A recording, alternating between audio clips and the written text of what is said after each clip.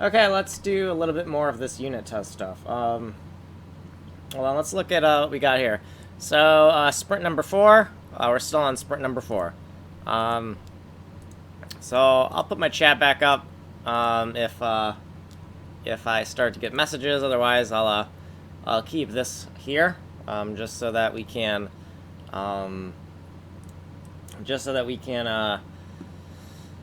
see what's going on. So agenda screen. The dirty rectangle thing, that is done now. So we still need to do the unit test stuff, but yeah, this is done right here. So 17 is done, right? We'll blank that out. Okay.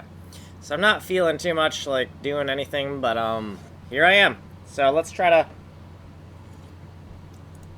add a little bit more code, and yeah,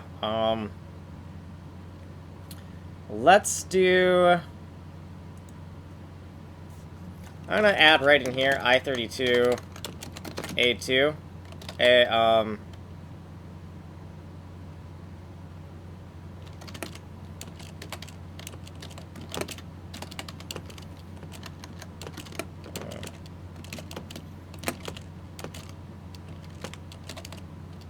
I'm going to add another ask variable. I'm just going to call it A0, which is kind of like a weird thing to call it, but I'm thinking to make this a little bit better here for these tests here. We can do, before we mark it as dirty, we should probably make sure that it is, that it's not dirty, right? So before we put that value, we should do A0. And then what we can do is we can, here we can go, it's going to be, for this, we want to make sure that ask is, so right now we have not equal to 1, and this will be, we don't know, if we're going to start picking just random values, the flags could end up returning a 0,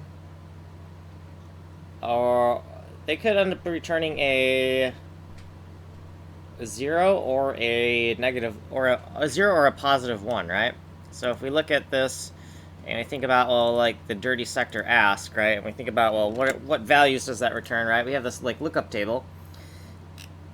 And we see that if it's clean and outside the rectangle, it's going to return 0. Otherwise, we could possibly have a negative 1 and a positive 1. And if we are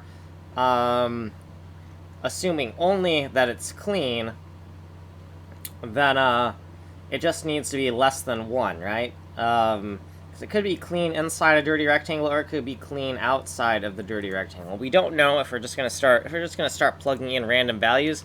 We're not going to be sure about that. So if A0 is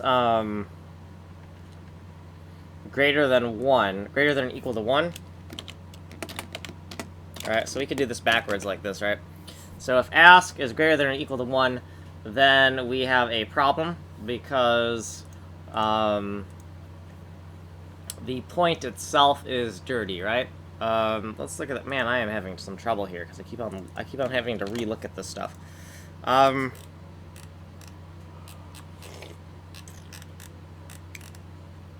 It's not dirty sector ask. Okay.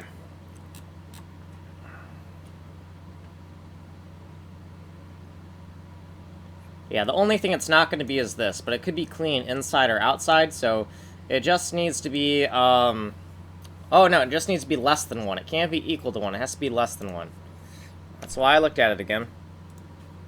So if, oh,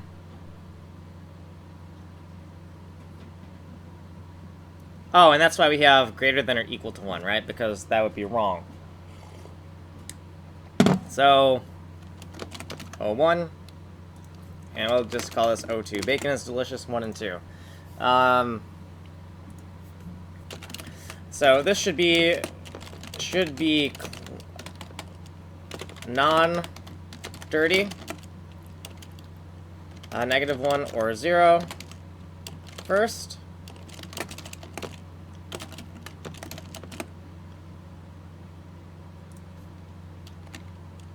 So the A0, and then ask should report so why is ask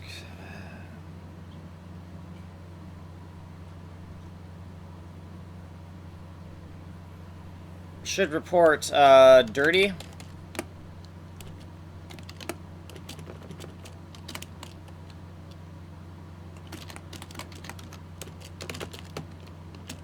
Okay. So the first time we do this A0, right, we do this get right here, and use these random values. And that should return that it is a clean value, but it could be a negative or 1 or a 0 depending on if it's inside or outside of the dirty rectangle. If the value is dirty, right, we ask here, if the value is dirty, then it needs to be equal to exactly 1, because it's always going to be inside the dirty rectangle. So that's the basic idea there. And if we can get this running, then the next thing we want to do is just like sample some other kind of random points, and then we need to figure out a kind of mass test to be like, okay, we got the basic idea going. Let's try to do a little mass test to figure this stuff out. So that looks like it's running, because otherwise up here, if we look at up here, we have escaped the loop, and that's in our unit test, right? So we would have crashed here because we have escaped the loop. Another thing we could look at is we could look at our diagram and try to confirm the exact location of, well, this is just going to be the dirty rectangle. It's not going to tell us exactly where the rectangle would be. Well, this is our first point, so we're going to expect the dirty rectangle that is returned. We're going to expect that to be,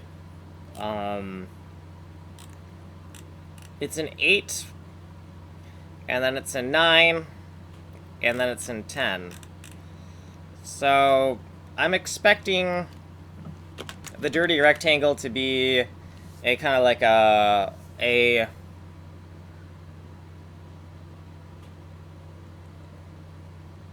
so we should have some type of test values here. I'm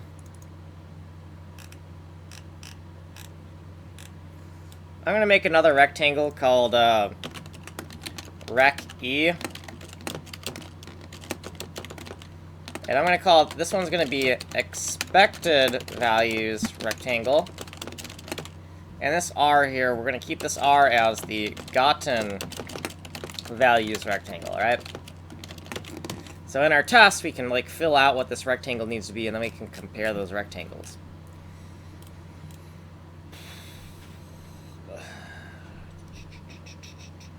So right here, what are we thinking that E.x0 should be, right? So these different points, what should they all be? So 8 should be 8 times 128 plus 9 times, is it 128 times 32, and then and because we still have 1 point, it should just be the this is a 10. We need to know what that actual index is, right? So we need to know the index value. Let's see what kind of variables we've already allocated here. So let's do I32 in here, and I32 index X, and I32 index Y, right? So we can test with some index values. Let's try to line this up all nicely, even though we can't really, because sure, whatever. Maybe we're getting out of hand here. All right, because if we want to do this, then we got to do that, and then right. We could close that off a little bit. That's nicely aligned. So these integer x, integer y's, we're going to use, well, actually, let's define what they are. Integer x, integer, or actually it's index x is what it really means. Index x, so we already know it's an integer, right? And the idea is that it's just an index value, and index y. Okay. So when we're trying to figure out what, we need to take the 10, right? This 10 needs to be converted into some type of index, right? We need that top left corner.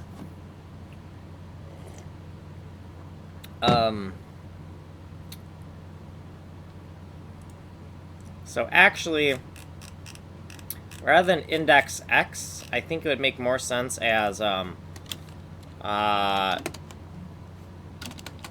TLX and TLY.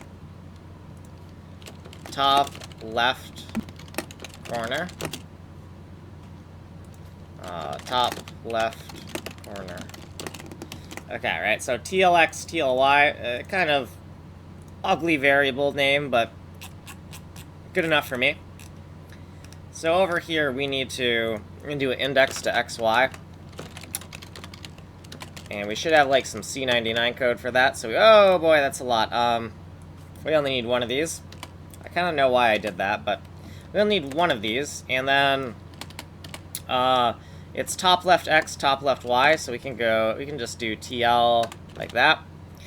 And this area here is a 16 by 16 in terms of cells, right? So we can take the 4, and we can put a 16 here. And this value here is going to be the 10, right? That index value. So we can just put a 10 and a 10. And so we got a lot of magic numbers kind of like floating around here, which is kind of like, maybe we shouldn't do that. So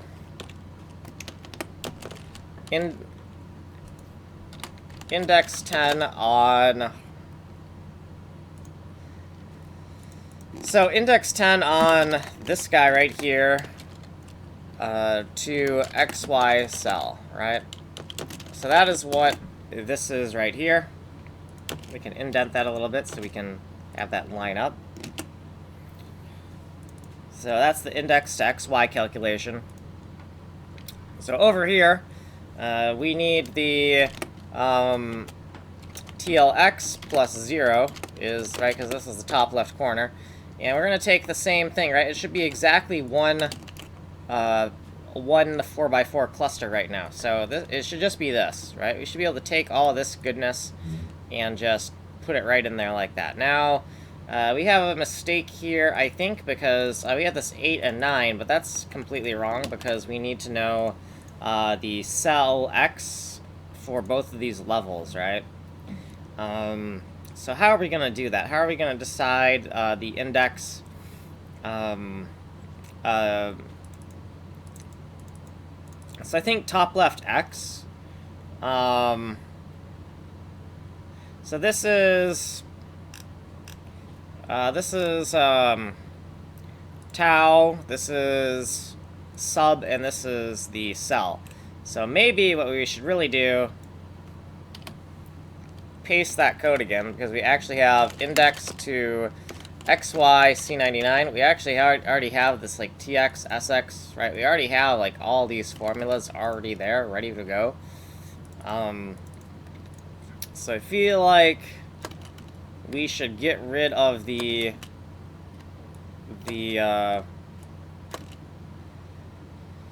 yeah, I think we should just keep it like that.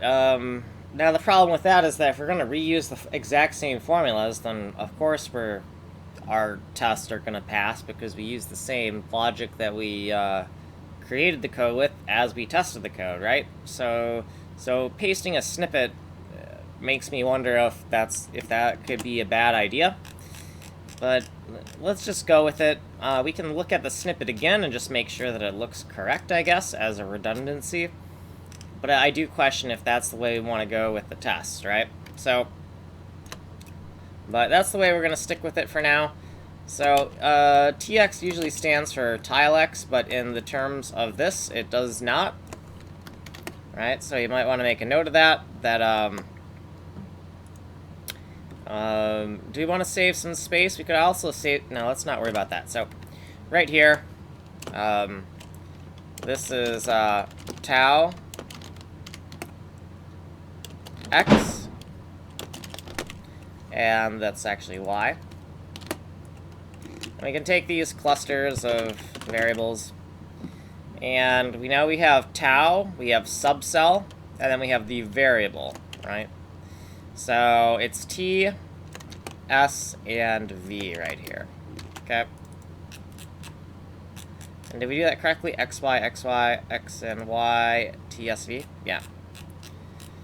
So then over here, we have these values right here, and we could do T, S, and V, and actually, why don't we just do T, S, and V? Why don't we create a T, S, and V? And we already have the T, S, and V variables, huh? Yeah, because we already kind of like, we already had this ready to go, so if that's the case, and that's the way we're going to do it, then why don't we just actually start plugging in the correct variables? So this, these random values here, we're just going to say, you know, t equals 8,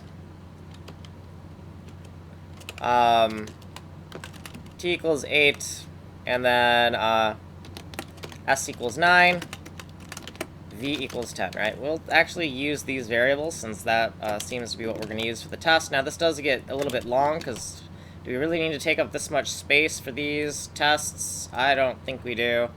So let's just do this. Let's just give it some more room.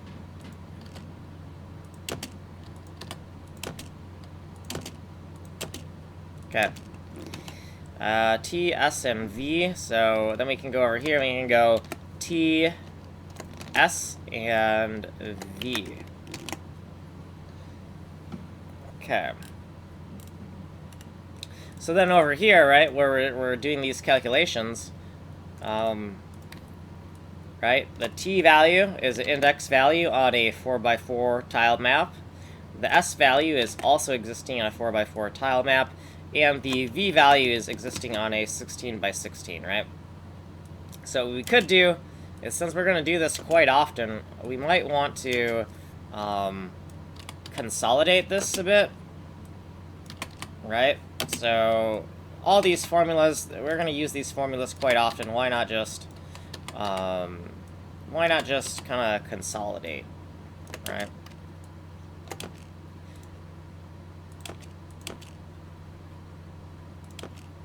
Right, so tx, right, so indexed xy formulas, right, and we can make a note of this. TSV index to xy formulas, right, so the point of this is it's only 3 lines, so it makes more sense to have these lines here than to make these function calls, right? Because to make them function calls, how do you return a tx and a ty in one function call? You would have to do some reference, parameter reference things, and it would be kind of weird, and it's like, and it would still only be the same 3 function calls, and we'd take up the same exact amount of space, but we just lose details that are kind of important right now to the understanding of what's going on. So I think this is fine for what we're doing. And we can take these numbers here, right? This right here, we're on x. This should be the tx, and this should also be tx. And, well, actually, no, that shouldn't be tx. I'll get there. So tx, sx, and vx, and then right, either the top left corner of the one dirty thing, right? Either the top left corner or not the top left corner, right? So depending on which bound it is. So we'll take this, and then you just got to replace it with the y values, right? So now ty, ty, sy, sy, and vy, vy. And the only reason that these calculations are going to work right now is because previously, is everything clean, right? We did a test to make sure absolutely everything was clean. And so we know that when we do this put, that it's going to put there's only going to be one dirty rectangle on all of this, right? So we absolutely know that the rectangle is going to represent just one of these 4x4 clusters. And that's why we can get away with doing it like we're doing, right? Without any other calculations. Now we might want to expand on that and see if we can expand the dirty rectangle correctly as we go about this. But let's give this a shot, and we want to compare these two together. So, I'd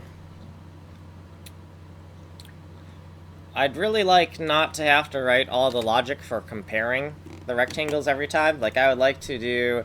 So these are like debug rectangles right now. And is this debug rectangle, is the type actually in Taudirt? Is it a Taudirt type, or like what kind of type is this? So if we look at this, we have a rectangle type, and it looks like it's on the outside of our rectangle. So it's a Taudirt rec bug, so it's a debug rectangle. So we're going to we're going to look for the actual declaration of this struct, and we're never going to find it in this file because this is only the function file, so I don't know what I'm doing here. Let's go into the Taudirt over here, and we can find two rectangle types. We got helper rex, and we have the inclusive rectangle that's actually used in production, and then we have this debug rectangle that's used for our tests, right? The only difference is that this is integer, signed integer, 32 bits, while this is unsigned and 8 bits, right? Because we don't need all these extra bits right here for the actual code, but it's going to be a lot easier to use if we have 32 bits, so we're going to do that. We need functions to operate on this, so we should make something like, I'm thinking, I don't know, define CMP, right? We'll define CMP and just hope that we don't need another comparison function within this set of tests, right? Because maybe we will, but we'll just hope that we don't. So we'll take the actual namespace, the actual type name, and we'll just say, we'll just call it CMP, right? So this and then compare, right? So call this 11. And then on the outside of this, all this stuff, we gotta call this 11 too. So undef and CMP for compare, and we'll call that 11. All right. Okay. So with this compare, I know I use compare for like str string comparison, but it looks like this is the only place I'm using this macro in this sense. And we need to place this in a place that, you know, makes sense. So it is a comparison function for debug rectangle. So it makes sense that it should probably be like right above our unit test. Force clear for unit test. Okay. So rectangle rect. I'll just call it rect compare for unit test. Right, so same deal. We're just going to label it as these functions exist just for the unit test. So rect compare for unit test. Right, I'm gonna go get fabric paint. Will you? Yep. Now the idea is we don't want to fractionate our files into too many things, right? We don't want to be like, oh, look, we have this rectangle that is inclusive. We don't want to... Look through that, and if there's anything that you would use, there are some brushes. We don't want to say that... That's fine. Sorry, I'm being distracted.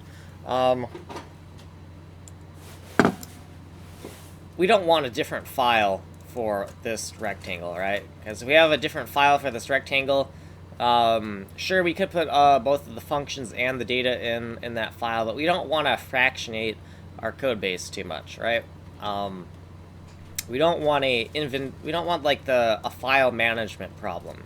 You know, this type is only going to be used within the Taudirt namespace, right? It's only going to be used in Taudirt.d and Taudirt.f, so there's no sense in breaking it into another file and just making a management problem for us. So we'll keep it in here, and CMP for compare, and it will return a we could do an int32, or we could do a really all we need is this, right? Because it's just going to return it's going to return 1 if they are different, and 0 if they are the same. Like, if we want to do it like string compare, that's how you would do it. So, since strcmp, like strcmp, return 0 if same, right? Because we're kind of like returning the delta of the rectangles. Now, if we're returning the delta of the rectangles, well, we're already using int32, so I don't know. Do we want to do it like this? I don't know. It doesn't really matter too much. But yeah, let's take a pointer to R1 for rectangle 1. But we also have to have rec pointer. So rec pointer R1, and then rec pointer R2. Okay, we could call them 0 and 1. I'm a little bit inconsistent in how I do that, but whatever. So define u32, and then we're going to define a rec type, which is going to be the struct. We have to do struct first. So you notice I'm not really doing any type def struct stuff, which means there is sometimes more verbosity to things where I have to make sure I put struct before it. But I want a minimal level of abstraction when I'm looking at this code, so that is why I do it that way. Okay, so undef u32 and undef rec, right? Okay, so now that we have these pointers to these different rectangles that we're going to compare, we'll just say that I32 retval for return value, but I think I actually use like retvar, maybe use, but return var.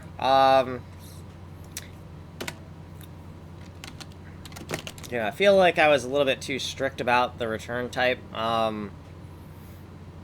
Let's just give it a better name.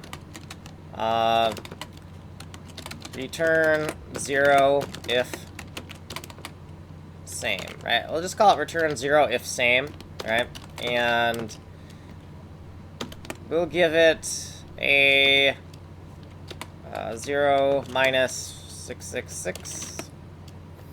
And since we're using sign, we'll just use a negative for a trapped value where we forgot to actually use it. And if r1.x0 equals r2.x0, and then a whole bunch of ands, right? So if we want to keep this the same, we could do 1 and then duplicate that a few times, and we're going to change these to y's. We're going to do 0, 1, 0, 1. We'll copy this over. So we're comparing the two different rectangles.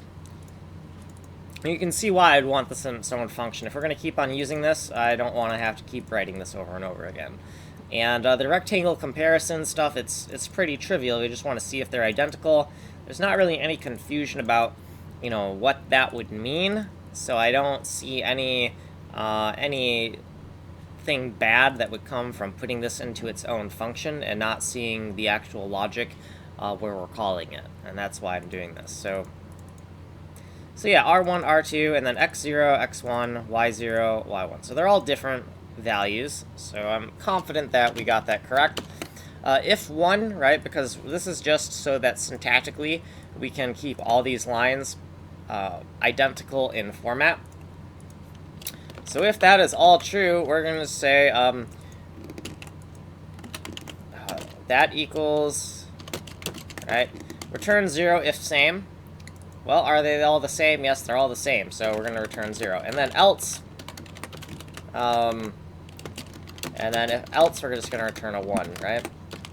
And you'll notice I'm not actually returning here, and I do that very intentionally. It's because I want 1 point of return, because usually it's not going to bite you, but it can bite you a lot of times if you have more than one return site from a large function and you don't realize it. And so for a good habit, I just want to always have exactly 1 return point from my functions. And that's just a habit that I just think it should be done that way. It's not really a big deal here if you return from here, but for me, I think that's like ugly. I don't think it's a good idea. But it's not like the end of the world if you did return 0 here and return 1 here, because it's a very small function. But when these functions get larger, it's better to have 1 return point, because then you could be looking through the logic and weird things are happening, you don't know why, and then eventually you're like, oh yeah, there's this other return I forgot about. So I would rather just not have to deal with that. So we got the U32, we got the rec, the 2 rectangles that we're comparing, and I'd say that's about ready to go in terms of it's ready for production, I think. So we got this comparison function now. So now we can compare down in our arbitrary point test. We have, this is our expected value. So, right, we can say calculate expected global dirty rectangle, right? So we're going to calculate the expected global dirty rectangle, and then we could just compare, right? So CMP and ENR, right? And so if they're different, right? So I guess we should probably, even though it would already execute, it's nice to be a little bit explicit like that and say, you know, not equal to 0. What's going on? And then here we'll say error rectangle rect compare fail, right? That's actually what's happening. And let's give that a run, all right? Let's see if we can get all the way to here and get this message to show up, or if this is going to crash on us, right? So I have, I don't know, I have feelings that we're probably going to crash. But let's give it a shot and see what happens. So we'll give our little build script a double click. And, oh yeah, there's also the problems of I don't know how to code. So let's fix some of our syntax errors. So I32, like strmp, yeah, so it's actually in where we just wrote our function that we're like, yeah, that's ready for production. Well, it's not. So let's go look at the code for that. So this I32, because for some reason I wrote a uint32 and that's not used anywhere because I'm kind of tired and maybe I should go to bed, but I got up at a decent time and I'd like to keep to a good schedule, so let's just power through this, right? So we want to define an I32, not a U32. Don't know what I was doing there. And yeah, so I32 and rec, right? So why did I do that? I don't know. Okay, so what do we got here? Error, request for a member x0 in something, not a structure or union. And I know what I did wrong there as well. So I always do this, or not always, but I do it quite often. And part of it is because I hate these arrows. These arrows look ugly as hell. I hate them. So one way we could, fix that is we could, instead of doing an arrow, what we can do is that is actually shorthand for a dereference. It's accessing a member through dereference is what those arrows do. So we can write it like this. The problem with writing it like this, then we have this like star here, and you can kind of make it kind of looks like multiplication in a way. So it kind of makes me worry. But this, even though it's two extra, well actually, it's 3 characters, 1, 2, and 3, right? And then a dot versus just 2 characters, right? So just 2 characters would be this. But then we have to add the extra space, right? We have to add the extra space, I think, just to make it look proper. So let's see, it's this versus... So if we... Oh, well, I guess it's the exact same size, right? Because if you look at this, right?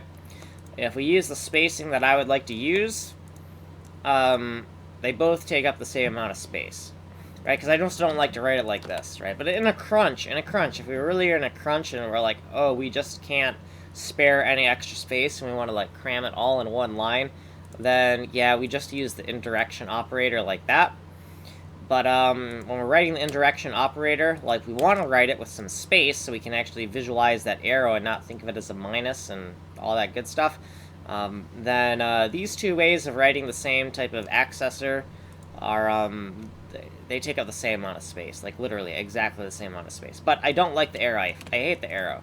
Now, I don't know, do we really want to write it like this, or does this just confuse against the... Does this just confuse us, right? Because we see it written like this, and we're like, yeah,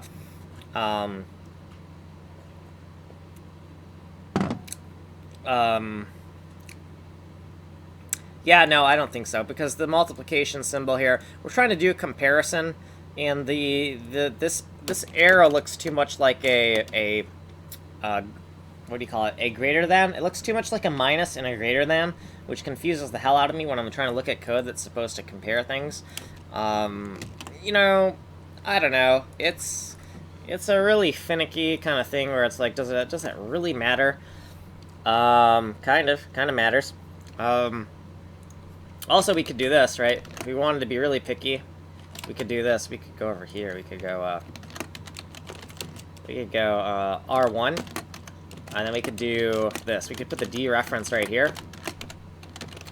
And now it's like, maybe we're getting carried away here, right? Maybe this is like, you know, maybe this is a bad idea. Maybe we're getting way too macro heavy here, right?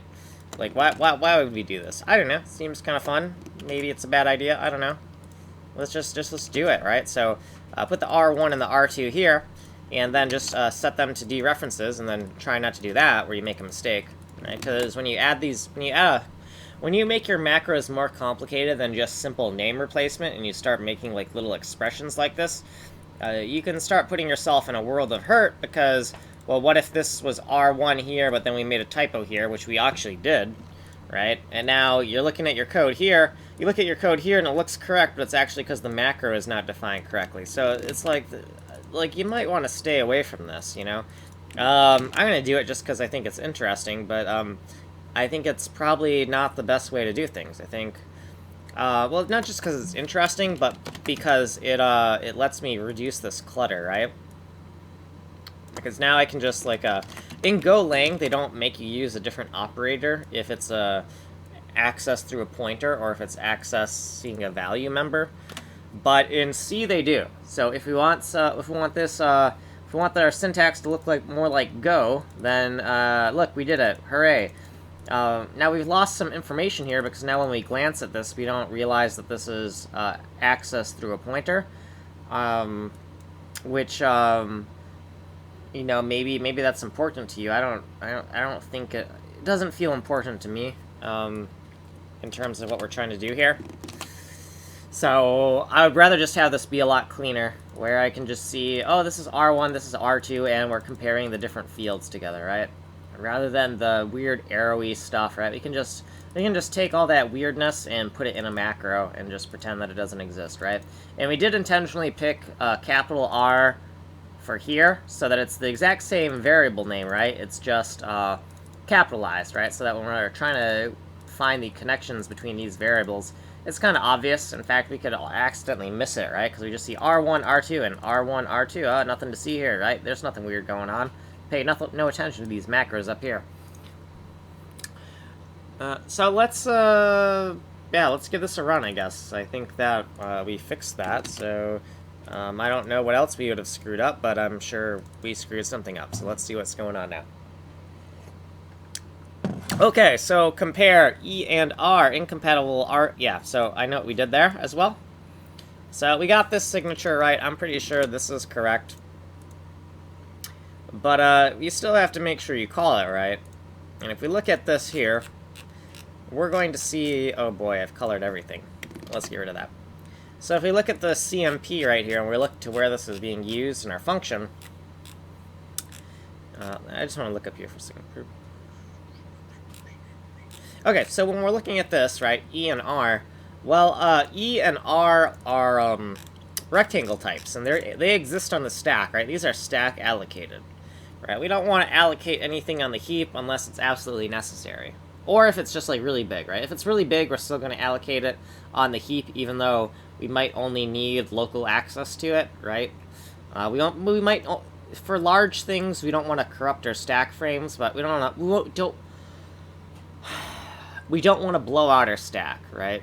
But this is not a large allocation. We can put it on the stack, we'll be fine. So, right here, we need and E and R, right? Because when we're comparing these, it's actually taking the pointers, right? And you know what? I feel like we're using up too much room here. Let's pile this all on the same line, and then just, like, give it some random ambiguous error message, like, I don't know.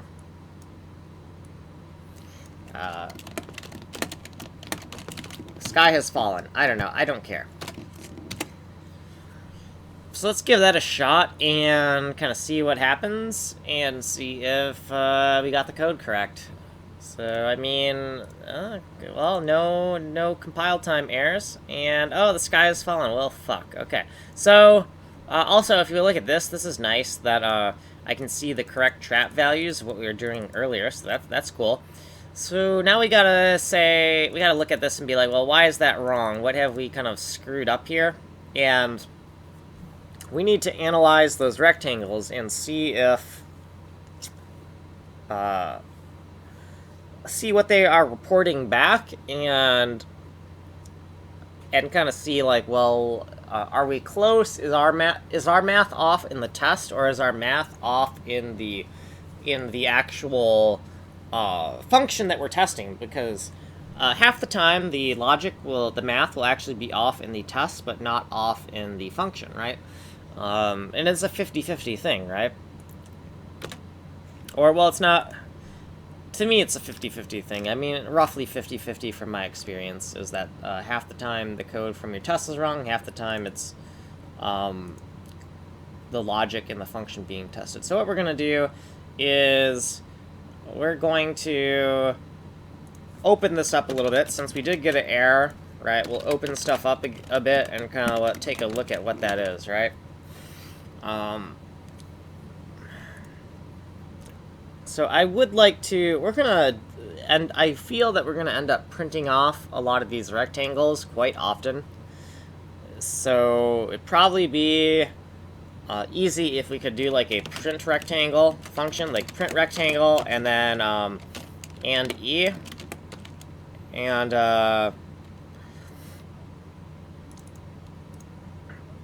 it would be nice if not only do we have the rectangle, but maybe some label, right? Right, to give us. Let's have, like, a little rectangle, and right, we'll have, like, a little label on it, right? So the print rectangle function will come with, like, you have to label what you're printing, right? So rather than just taking one parameter of the rectangle, we're also going to take, like, a string, right? And then this PR right here will go up to our macros, right? And we shouldn't have a PR macro yet. So yeah, let's define a PR macro. So define PR. We'll call it, like, AAC 2020 Taudirt, and then rec bug, and we'll call it print, right? Because we're just gonna print it, right? Then over here, we'll make this a 12. And then down here, after the CMP, we're going to have a PR. So we're going to undef P and R. And so that's the reason why I have all of my macros locally defined, where they only surround a certain function or a group of functions, is if we want all of our macros to be, like, really terse like this, we need to do it on a kind of case-by-case basis. Because UTF could be like UTF-8, right? which is, I know it's Unicode, but what does that actually mean? I don't actually know what UTF stands for. Hold on. Actually, I want to know that right now. So that's not what that macro stands for. What I've been saying is, like, it could reasonably stand for a UTF string in the future, in a different context. So we want to keep all our macros local. So UTF means, what the hell does UTF stand for? I know it's Unicode. Unicode transformation format. Oh, okay, got ya. So let me make a note in that of what UTF stands for. UTF means, and I may have already put this in my notes. UTF means, excuse me.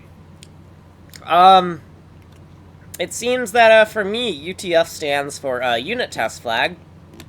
So that's what I mean by, you know, having these macros locally defined, because the smaller your variables get, the more things they could, the more overloaded meanings they could possibly have. So I'm just going to make a note of UTF is Unicode transformation format. And then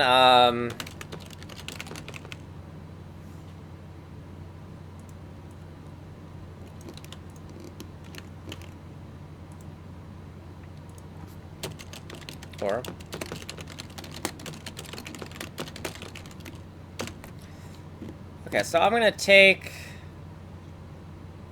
oh, that doesn't look right. Hold on.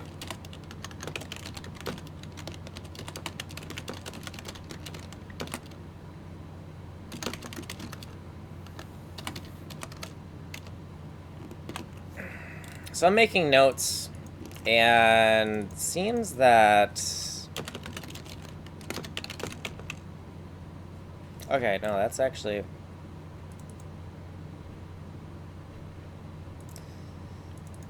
so I don't know how I did that. So I had a, we go look at my shortcuts here.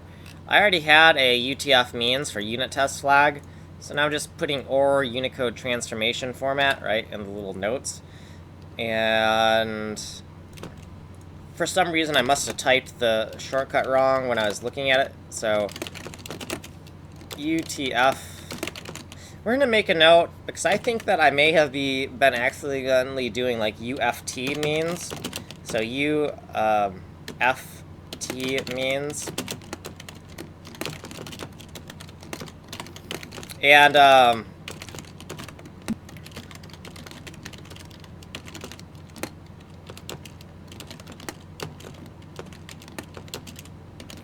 so next time, if that's actually what I did to make that mistake, the next time I make this mistake, which I think I did, I'm gonna actually know that I made a typo rather than not getting any feedback. And so relocated shortcut on date 2020 12/18. So I did this date thing like this so that we could actually go like this and find it here. UTF means, let's put a little note there, right? UTF means, so that we know actually what we took when we put it up higher. Right? So that way UTF means in all capitals like that, we can see it down here. And also, well, if we're going to do it in all capitals, we might as well do UTF means like that, right? And UTF and means. Okay, so we've done all that. Let's pack up these shortcuts and keep on doing whatever we were doing earlier. So,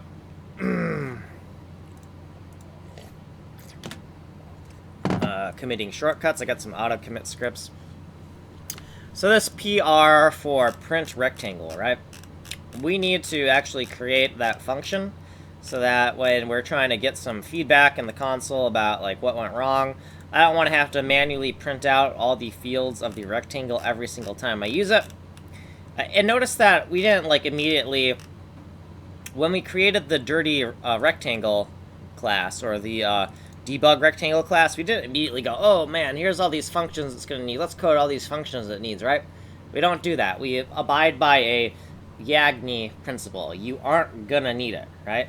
So we're only gonna code the things we need as we need them, right? Once we're actually going to use it, that's when we code it. Otherwise, we're going to end up spending a lot of time just coding things that we never ever use, right?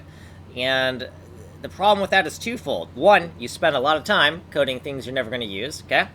That's the first problem. The second problem is it's going to make your code base a hell of a lot harder to follow because you have all these functions and things that aren't referenced anywhere, right?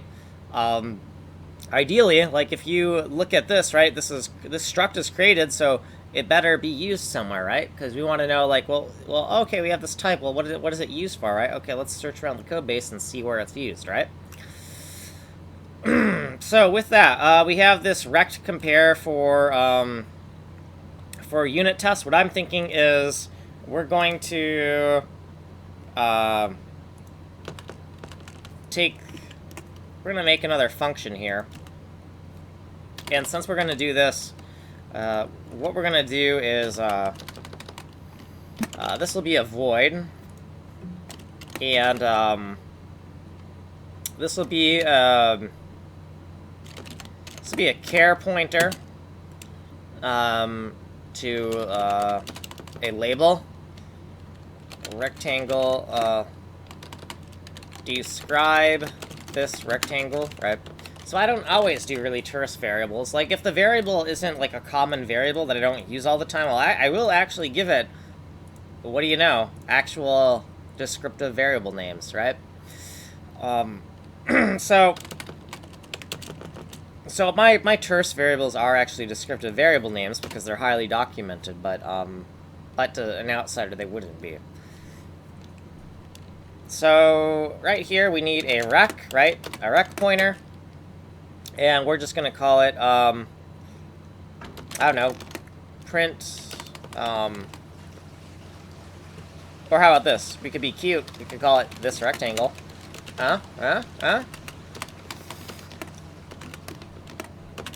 Okay, and then over here, since we've done all this, we have two functions. We can't really call it rect compare for unit test if that's the way we're going to do it.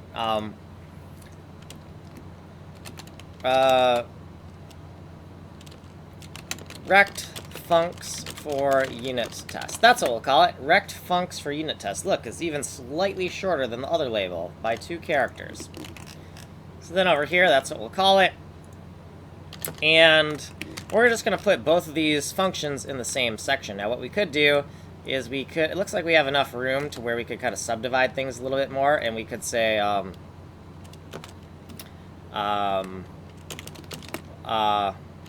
compare.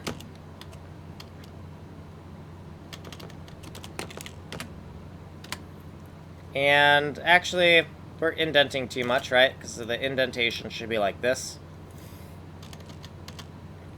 So you notice that, right, we have 2 levels of actual indentation, but we have this conceptual indentation here, right? So I will indent more than is required a lot of the time, so that I can get, because indentation is really useful. So by indenting more, I get more, everything's a little bit subdivided more. I can work my way around the code a little bit better. And it also forces me to still keep my code really terse, because now that I got 64 columns to work with, which to me is actually a lot of space, by indenting a little bit extra, it still forces me to keep everything nice and terse. So we'll call this print, right? This is just the print function. And right, since print is we don't have to call this print rectangle, because we're in the subcategory of the rectangle functions. You'll also notice that for these subcategories, I'm using minus symbols or dashes, where here I'm using equal symbols. And that is very intentional to keep a line hierarchy. You know, there I am, putting that art degree to use, right? Okay, so we got these nice little section dividers. We got, like, our top-level macros. We're going to keep all the macros to actually... we're not going to glue any macros on top of these sections. I feel like that would just be a little bit overkill. Just isolate our macros in one place for this. Okay, so char, we actually need a char type. So we're going to define CHR, and we're going to call it const char. So it's going to be a const char pointer. Now, you'll notice that never, ever, ever in a macro will I ever put a... never, ever in a macro will I ever do this. Because that just asks for a world of hurt. You really need to see if something is a pointer or not, and... you know, I've experimented with having, like, type defs that are, like, you know, like, maybe you want to make something like this. Like, maybe you think you're cool, and you're going to do, like, char pointer, and then const char pointer like this. It still makes the code hard to read. When we're talking about how we line everything up, we're trying to make the code as easy to visually parse on a instinctual level, right? And seeing this little pointer thing on different variables kind of allows you to parse the code at an instinctual level. And what I mean by an instinctual level is a fast thinking kind of way rather than a slow thinking way. So the whole, like, there's a concept called fast versus slow thinking. That's what I'm talking about. So we're going to call this const char, right? And we're not going to put a pointer symbol here. We're going to put the pointer symbol actually right here. So we can immediately see, oh, pointer something or other, pointer or something or other, right? So now that we're here and we have this print statement, the first thing we want to do is just do like a printf, and then just do describe this rectangle. We'll just do rect about. I don't know. Maybe that's silly, but let's just yeah, sure. Why not? So s. And we'll call it rect, well, we can't actually call it rect about now, can we? Because it's actually this, but so maybe, I don't know, maybe, well, now this is really long, and I kind of like that, so we're going to do rect about. And then, can we do, like, rect self? And I say can we, because I just want to be like, sure, why not? I mean, I would like them to be the same length, but I mean, if we really want to do it the same, we could do this, right? Rect self, which, you really don't want to do 2 underscores because technically the compiler could reserve this in the future, so that might not be a good idea. That might be bad. I don't think it goes against the rules. I don't know. Hold on, let's see. Does that actually go against the rules, or is it just a really bad idea?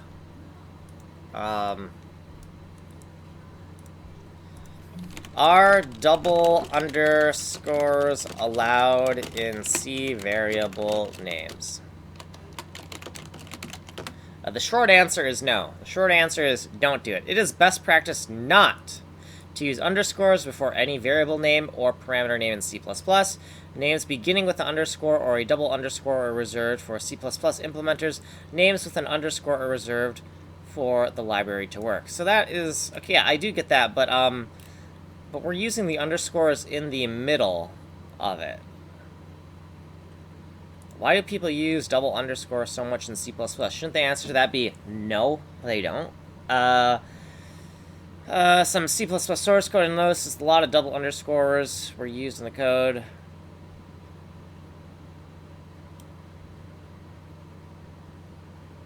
Why hard to read? I can see it being hard to read because depending on your font here, like when I look at this font, I can't tell that that's 2 underscores, right?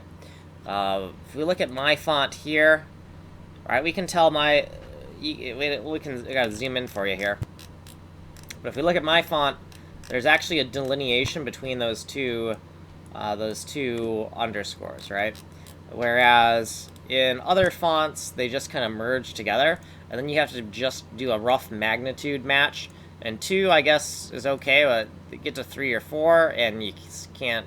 It's just confusing. So I can actually see the justification for why this would be hard to read. The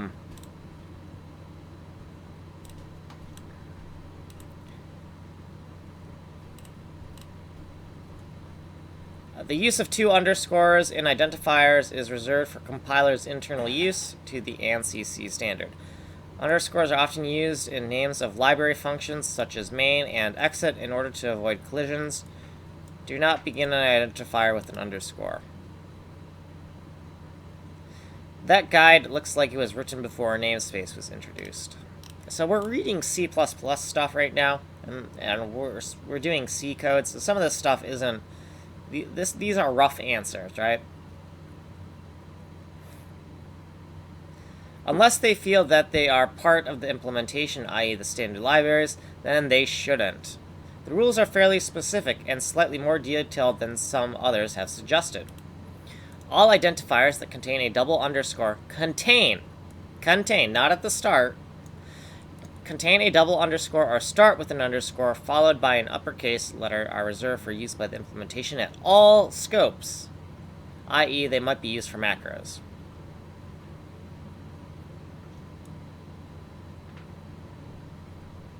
In addition, all identifiers which start with an underscore, i.e. not followed by another underscore or an uppercase letter, are reserved for the implementation at a global scope. This means that you can use these identifiers in your own namespaces or in class definitions. This is why Microsoft use function names with a leading underscore and all in lowercase for many of their core runtime library functions which aren't part of the C++ standards. These function names are guaranteed not to crash with either standard C++ functions or user code functions. Yeah, so we should probably avoid double underscores. I know we did it in a few places.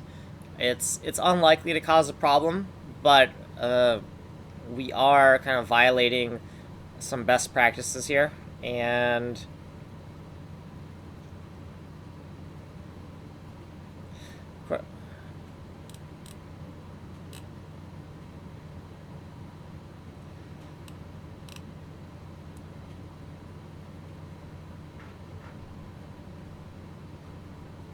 yeah, there's examples of these guys, these magic tokens.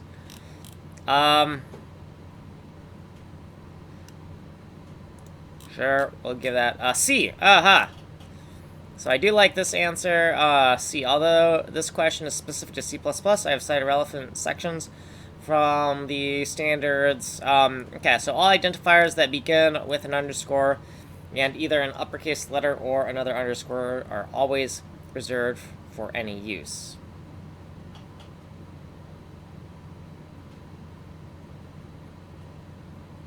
Are always reserved for any use. Okay.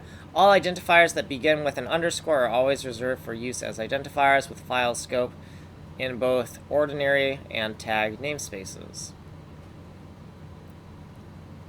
C17 says the same thing as C99. Okay, yeah. So we're just gonna say that, you know, in our shortcuts right here, can I use double underscores? Don't double. Right, and we'll take this. We'll get rid of that. We don't need that. We don't need that loaded into RAM. We just need the thing that's going to get us to Stack Overflow. We could actually get rid of that as well. Can I use double underscores? No. Never. See, I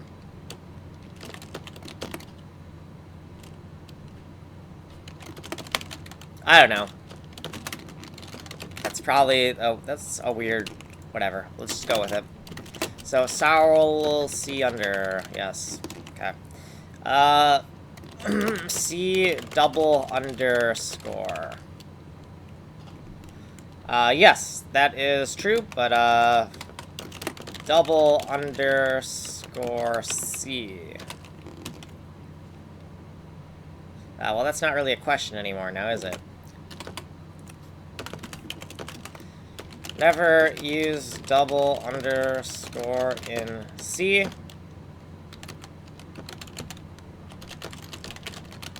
Euler, C, Okay, so I make a nice little warning there. I kind of already knew that, as you can see from having shortcuts that already have described that. So we've just refreshed our knowledge of that to be very, very sure of ourselves there. So in here, we don't really want to do rect underscore underscore self just to satisfy our OCD-ness. So let's call it rect self. Or can we call it this? Nope. Okay. So it doesn't matter. Rect self and rect about. Or, hear me out.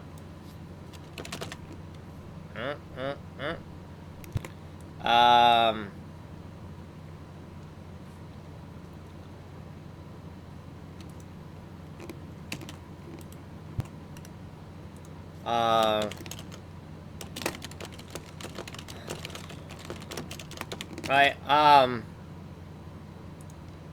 so I'm calling it rect info. I think rect name, might make more sense. And then actual rectangle. Right, so that's kind of what we want to do. And with that, rect name, rect self, we can call this rect name.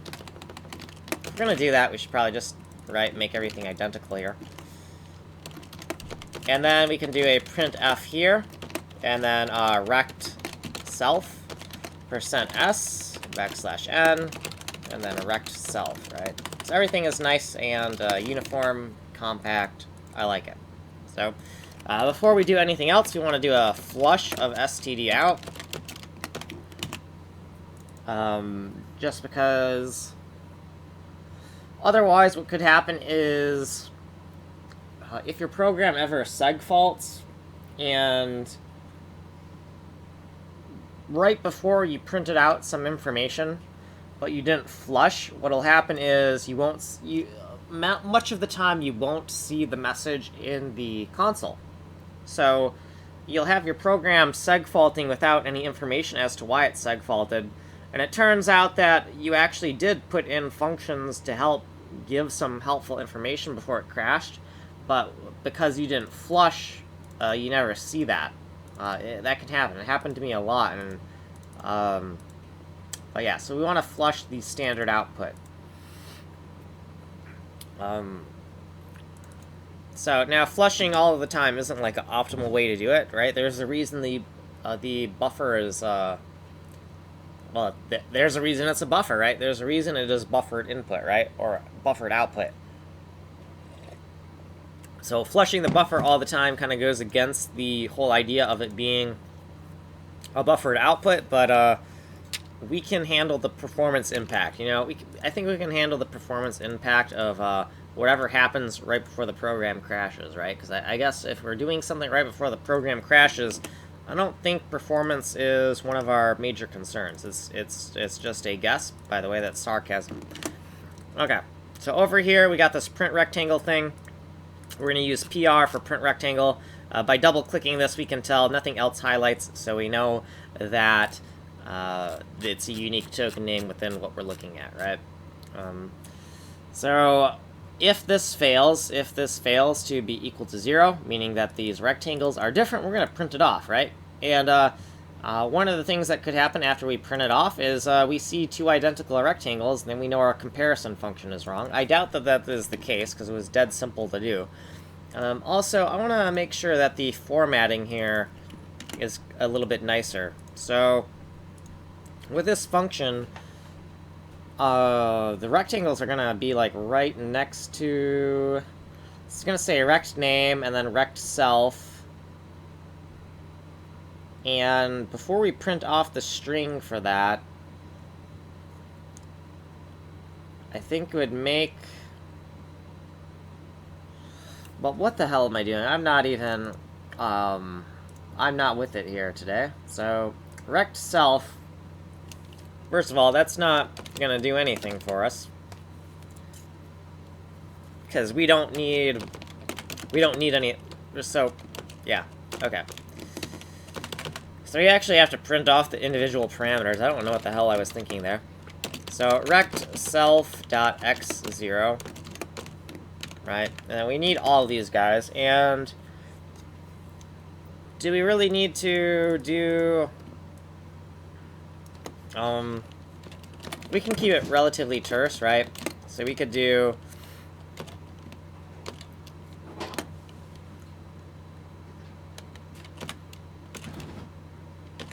Right, we could do something like this. Right, we already know it's rect self. We don't have to repeat ourselves. And 0, 1, 0, 1, and then x's and y's. So the correct pattern for getting all of those different pieces of information. Rect self 0, 1, 0, 1. So all these variables are unique. What would be nice is after rect self to have a little bit of indentation to help kind of see what we're looking at. So I think a tab and a tab might be nice.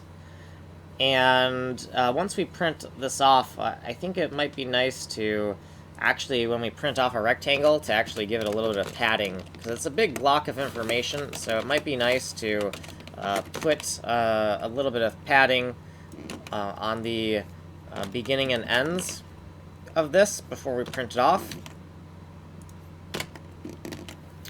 And now we actually have something that, well, hold on. So I can't spell the word print. So, okay, now we have something that should print off what the rectangle actually looks like. And I'm satisfied with that. There was something else I was missing. So with this PR function, yeah, I think that's good. I think we'll run this again. It's still going to crash on us, but now we should see what the values are, right? Or we could make that mistake again that we keep on making. Okay, so in our print function, which I have seemed to have lost my bearings here in all this code, in our print function, right, these are pointers, so we can't do this dot thing, even though I like to do the dots.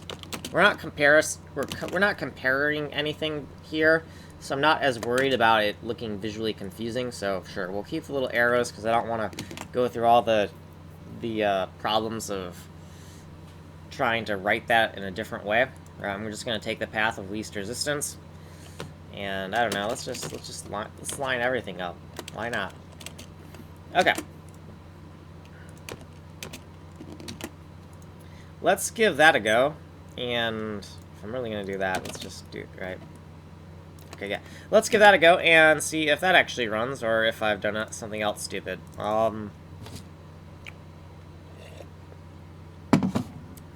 Okay, so it's going to crash, but it's going to tell us why it crashed. Well, not tell us why it crashed, but we'll get something here. So we got 320, 321, and interestingly, so it's interesting that the y's actually match there, and it is the x's that are off. And the expected value is 42 and 43, but the actual value is 52 and 53. So that's kind of concerning. It's off by 10. So off by 10 seems kind of weird, doesn't it?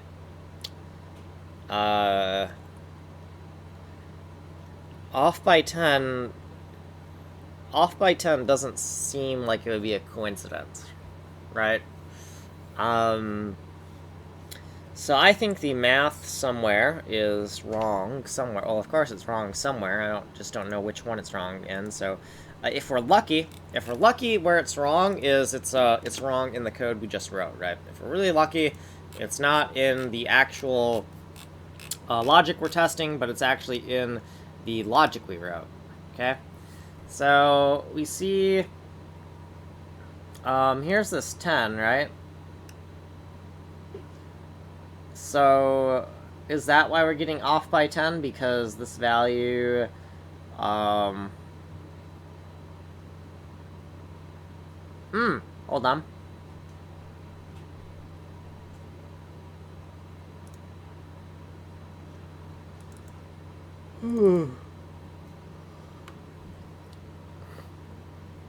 Well, it actually makes sense to be...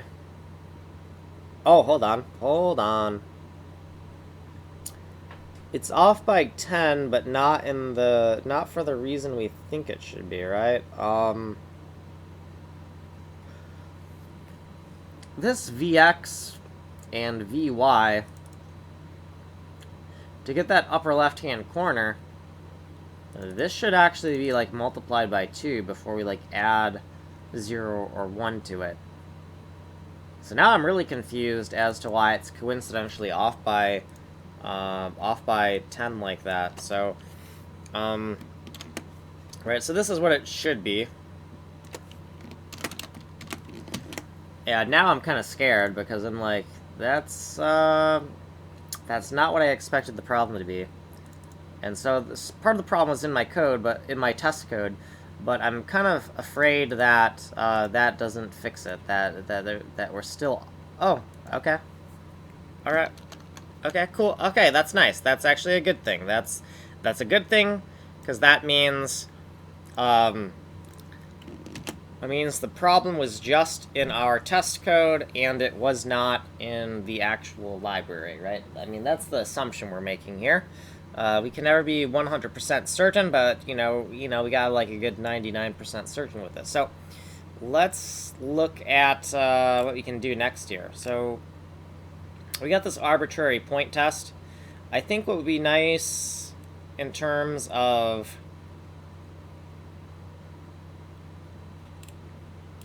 if we could kind of just keep on expanding this a bit and keep on adding more arbitrary points and making sure that it expands the dirty rectangle in the way we think it should expand the dirty rectangle, that would be good. So let's try to expand this dirty rectangle until I don't know, let's just try to, like, add some things and just see what happens. So, let's put, like, let's put a little dashed line here. We're gonna segment this up into a few more, like, little things. And we're gonna try to do the same thing again, but we're gonna try to make it a little bit more terse, because now we got this, like, A0 and ask, and we're gonna just mess with this last component here, right? So we want to just look at this last, when we're looking at the data, we just want to mess with the dirty rectangle in this last cell. So we're gonna take just all this stuff right here, right? And we're gonna just paste it.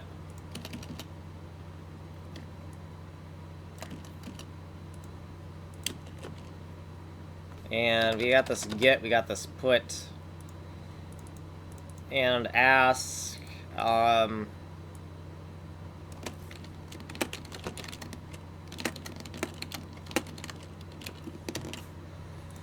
Okay.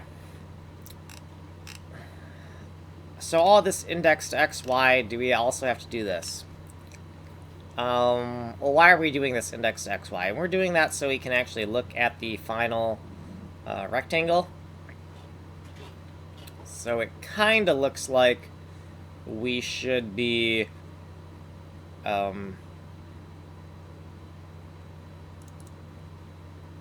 looks kind of like we should probably add a function to do this for us, right? Because we got t, s, and v, right? And like the end result is just to populate, right? We've already hard-coded it once, so I feel like I don't want to have this like adding a whole bunch of bulk to the test code. And we've already done it explicitly this way once, and so we can see the guts of how that works. I think it would be good to put this in also a function. Rect function for unit tests. So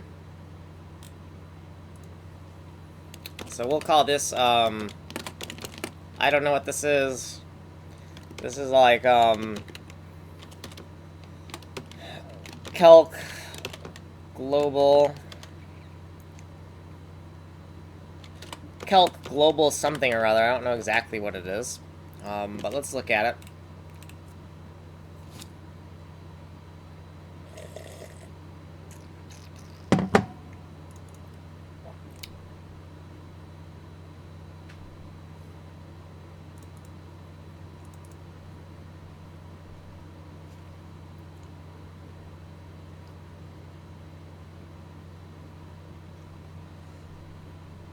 So this is really just a calc global 4x4, right?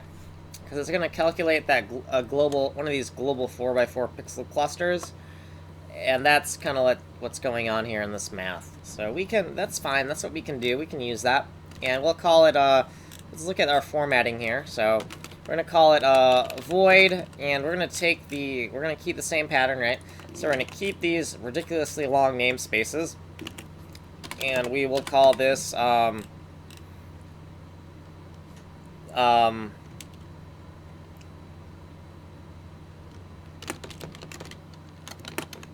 we'll call it global 4x4. Or I can't math. It's not a 4x4. It's a 2x2.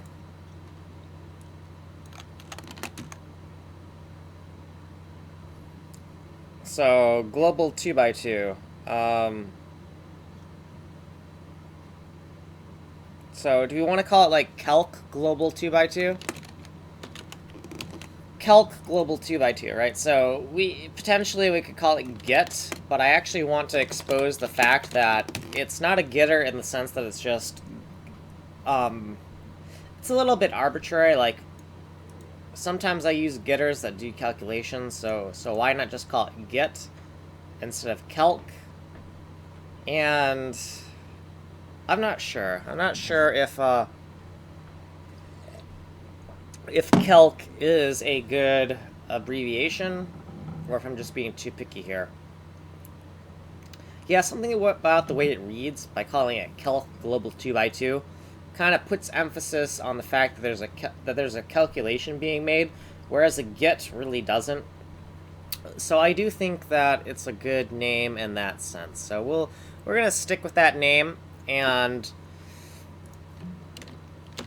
we need to do int32s, and I think these are int32s. Can we take a look at this? So I cut this line from somewhere, so we should be able to just look for this and see what that tx value is. So the tx, yeah, int32. So yeah, we can use int32s, and right, there's going to be a lot of parameters here, right?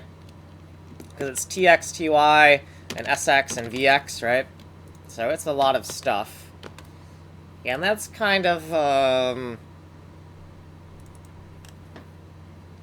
do we want to kind of like do this? Do we want to just kind of make it a little less dense? Because we could do this. We could make like a little grid, right? And then we can do x's on this side and then the y's on this side. And write t, s, and v. So you notice that, right? Like, I take my formatting on a very case-by-case basis, which I know some people are going to absolutely hate, right? So do we want this space, or do we just want to do... I feel like doing it like this makes it a little bit harder to see, because we want to see this grouping before this grouping. Because if we read it like this, and this accidentally, then we're reading the parameters in the wrong order, and I think that is actually is horrible. I think that's horrible. So I think the spacing is kind of needed there. So we're going to keep that spacing. And now that we have that spacing, we can double check and be like, is everything accounted for here? So when we click on each one of these, we don't see any duplicates. And also, even if there were duplicates, since this is a signature, we would get a compile time error. And so we have x's clustered together here, y's clustered together here. We cut and pasted this, so we already know that these formulations are correct. We notice this is calc global 2x2 and it's void, and we have this rectangle object that like we're filling out. Do we want to... I really don't want to pass a whole rectangle on the stack. It's not that big, but I just... Unless it's a primitive, I really feel bad about passing it on the stack. So what we're gonna do is we're gonna have and also this is a rectangle class here, and we're not being totally object oriented here, because we if this was bug print, well, we did the name and then we did the self. So usually when you're doing an object-oriented pattern, we want the the thing it acts on to be first, right? So this is related to the rectangle, right? So therefore, the rectangle should be first, and that's not what we've done here, and it looks like, should we... Well...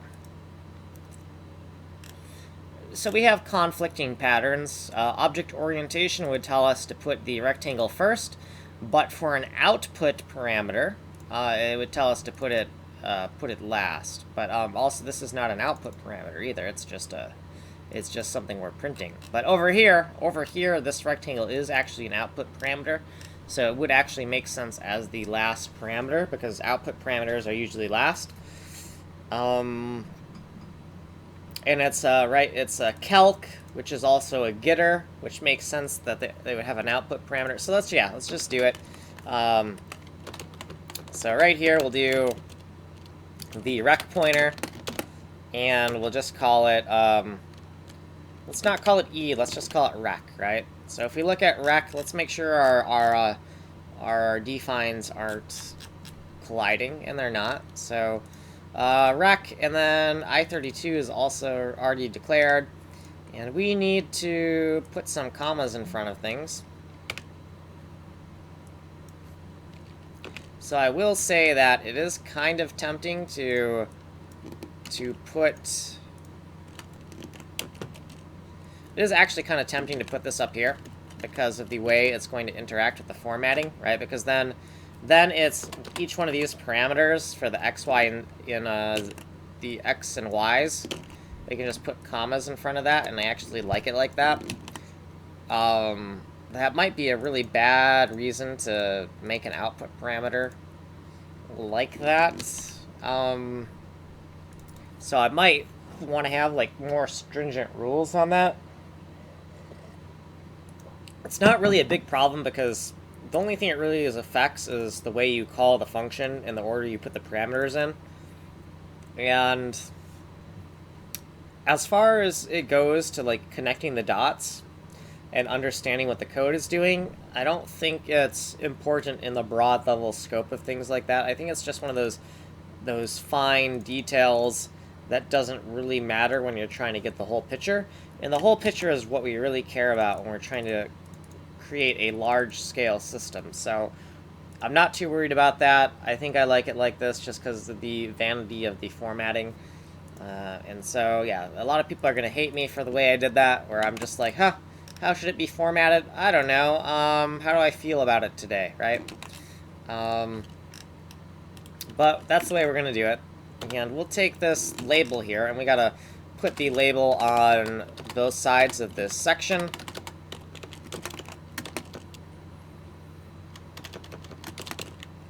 Okay, so now we got this nice little, or what the hell did I, oh, so I accidentally cut instead of copied. We'll just paste that back. Okay, so now we got to make sure that this is called rec, and we can't write it like that because this is no longer on the stack, so we got to do like a dereference the rectangle, and then we can access with a dot, and that's fine. And then the TX, the SX, the VX, right? Those are all need to be, oh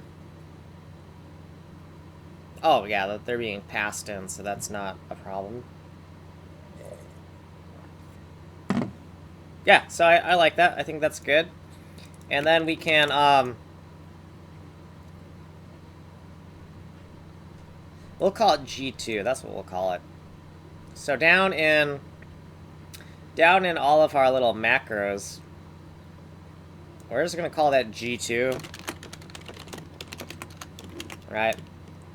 So you notice, right, the way I get my code nice and terse is, whoa, that's a really long, very explicit name that, you know, right, I have these conflicting interests. One of my interests is to namespace out everything in a meticulous level of detail, so that way I can find where my code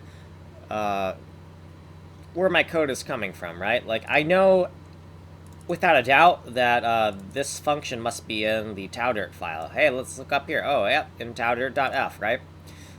And because it's camel case, I can also be very certain that this whole function is in the .f file and not the data file. So G2 is going to be for global 2x2, right? Or get 2x2, however you want to think of it. And then down here, it's our 13th macro, and yeah, our 13th macro, and we'll undef the G2. So this also does add a lot of, like, kind of what would be, you could consider really unnecessary padding, but we can only do one undef per line. That's just the way C works, so we can't make this take up less space. But the thing is that now it makes the sections very obvious, right? Because you got code, high density, and then you have, like, this boom, this block right here, right? So you can, it helps kind of accentuate these divider lines between sections, so at least that's my justification for this style. But it's not like I just came up with this one day and now I'm making justifications for why I like it. Like, I've had many iterations of different coding styles, and so this is kind of what I've kind of settled on, at least for a while. And so far, it seems to have been serving me pretty well. So we're going to go with it. Okay, so this G2, we want to actually use it now. So let's go over to down in our arbitrary test. So we did this once, and this so we're gonna call this a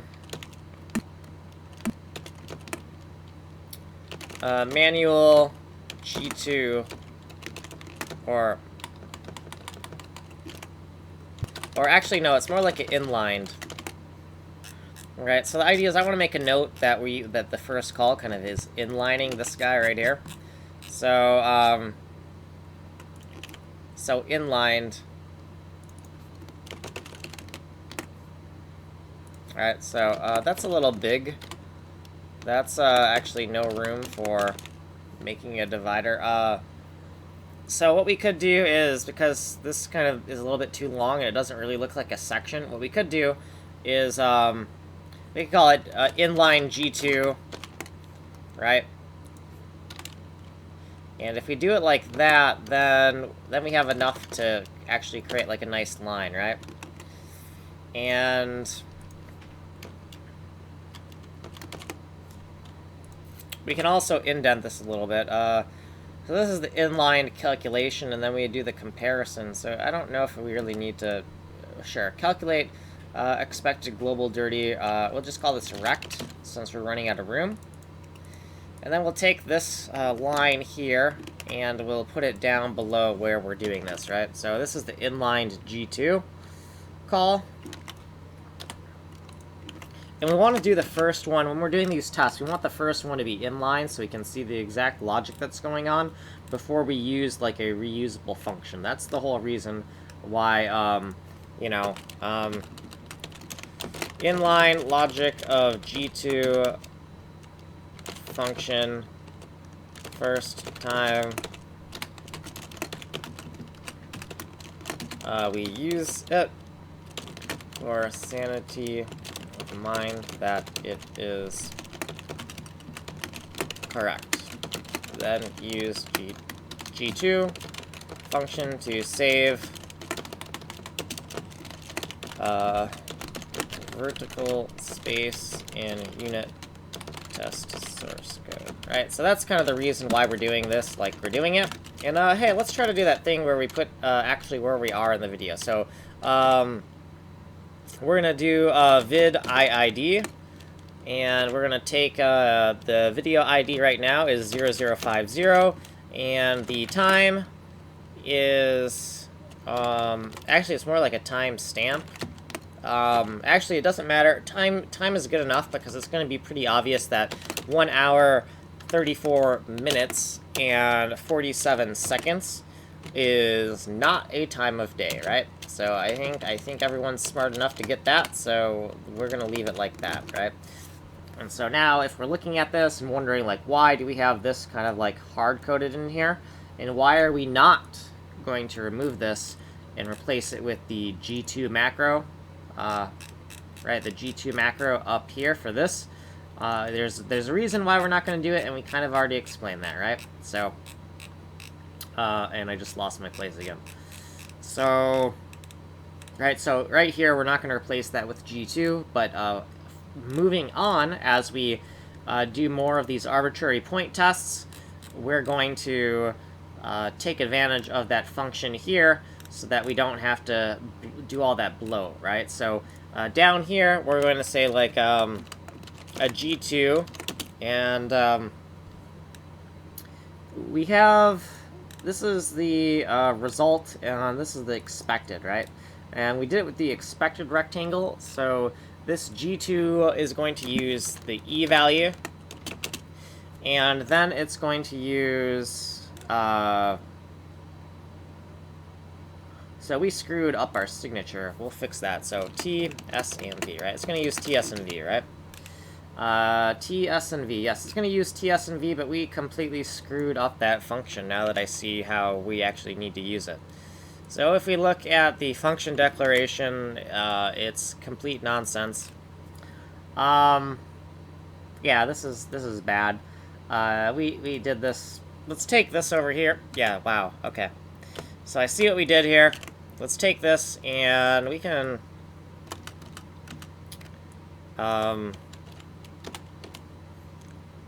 doesn't really matter. You can get... it seems that I'm getting fancy for no reason, but sure, why not? It's okay to have fun once in a while. Okay, so... well, actually, if we're gonna do it like that, wasn't it like, wouldn't it make more sense like this? Yeah? Okay. So, also, if you wonder what this is, right, empty statements are totally valid in C code, and even my compiler on strict will not penalize me for this. Golang, however, will. Add another reason to why I don't use Golang anymore. So, we got this rectangle, and we actually need T, S, and V. So, we can do a... I'm assuming T, S, and V are still... Well, actually, that's an assumption. Let's not make an ass of ourselves. So let's go look at that, because T, S, and V may not be... T, S, and V are... Yeah, they're 8 bits. T, S, and V are 8 bits. So we're doing all this math with them, right? But these are 32 bits signed, and modulo 4...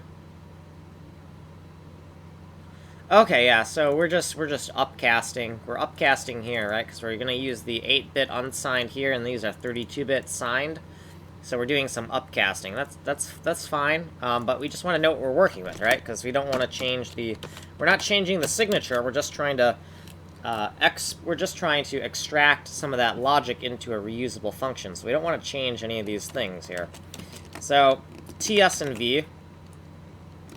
If you want to know what T, S, and V stand for, we could renotate that. So there's a lot of different ways we've been calling this. So we could say tau 015, right? Because that's the range, and we see it right here in the diagram. Do we have the sub 015? There's a lot of like little things going around here. I actually don't see sub 015 here. Where is...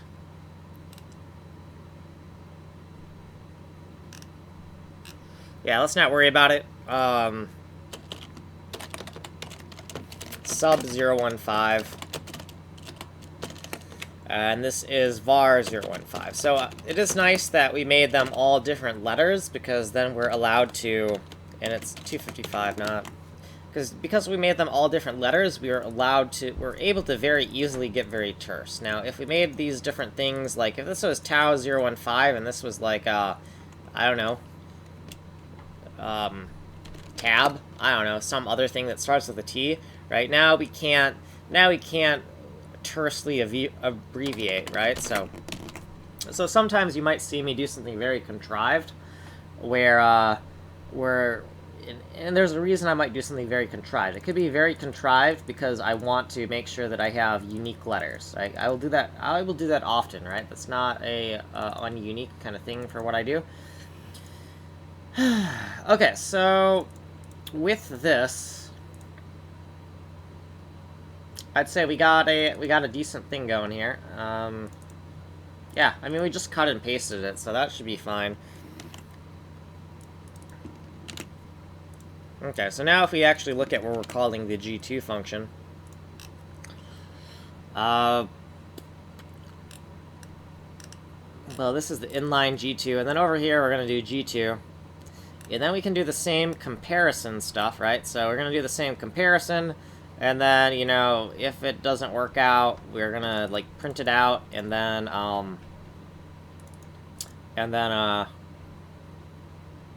so this would actually be better if it were a little bit more condensed. So, like, if it's not equal, I think it would be better if we had something that was, like, instead of this, it was like a... Well, actually, no, let's not do... Maybe I'm just getting to... Like, print rectangle, but if we had it print two rectangles, right? Expected and the, actual. That might be a little bit better, I think. I don't know. Oh, also, this G2 here is not the final bounds, right? It's just it's the upper left-hand corner of the point we just set, but it's not the new dirty rectangle. So we should probably go over here where we have like a RE, and we need like a rec G, and we need to say that new 2x2 global rectangle, right?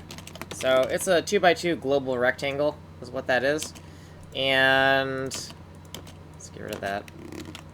Yeah, so we really should have like a G rectangle, and over here we're using this error code. You got to change the error code here.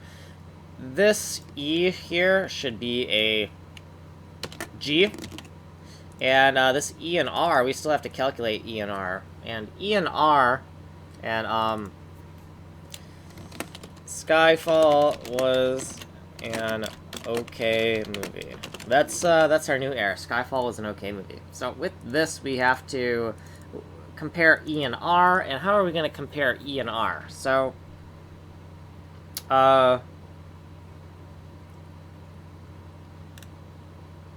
we're just going to expand the dirty rectangle by whatever the bounds of this are. So let's make like a little section. Let's call expand. And we'll put this in its own function again, but it'll be the next time we call this logic, we'll put more into its own reusable function. But the first time we do it, we should put it kind of inline. So expand dirty rect, right? So we're going to expand the dirty rectangle to the way we think it should be expanded.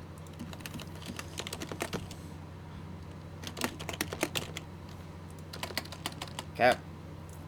And in here, we have the expected rectangle, right? E.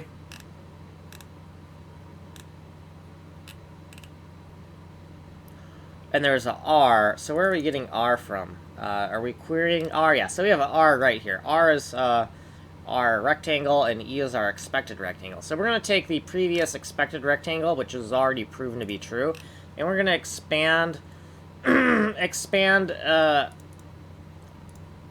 expected. Let's just call it expand expected.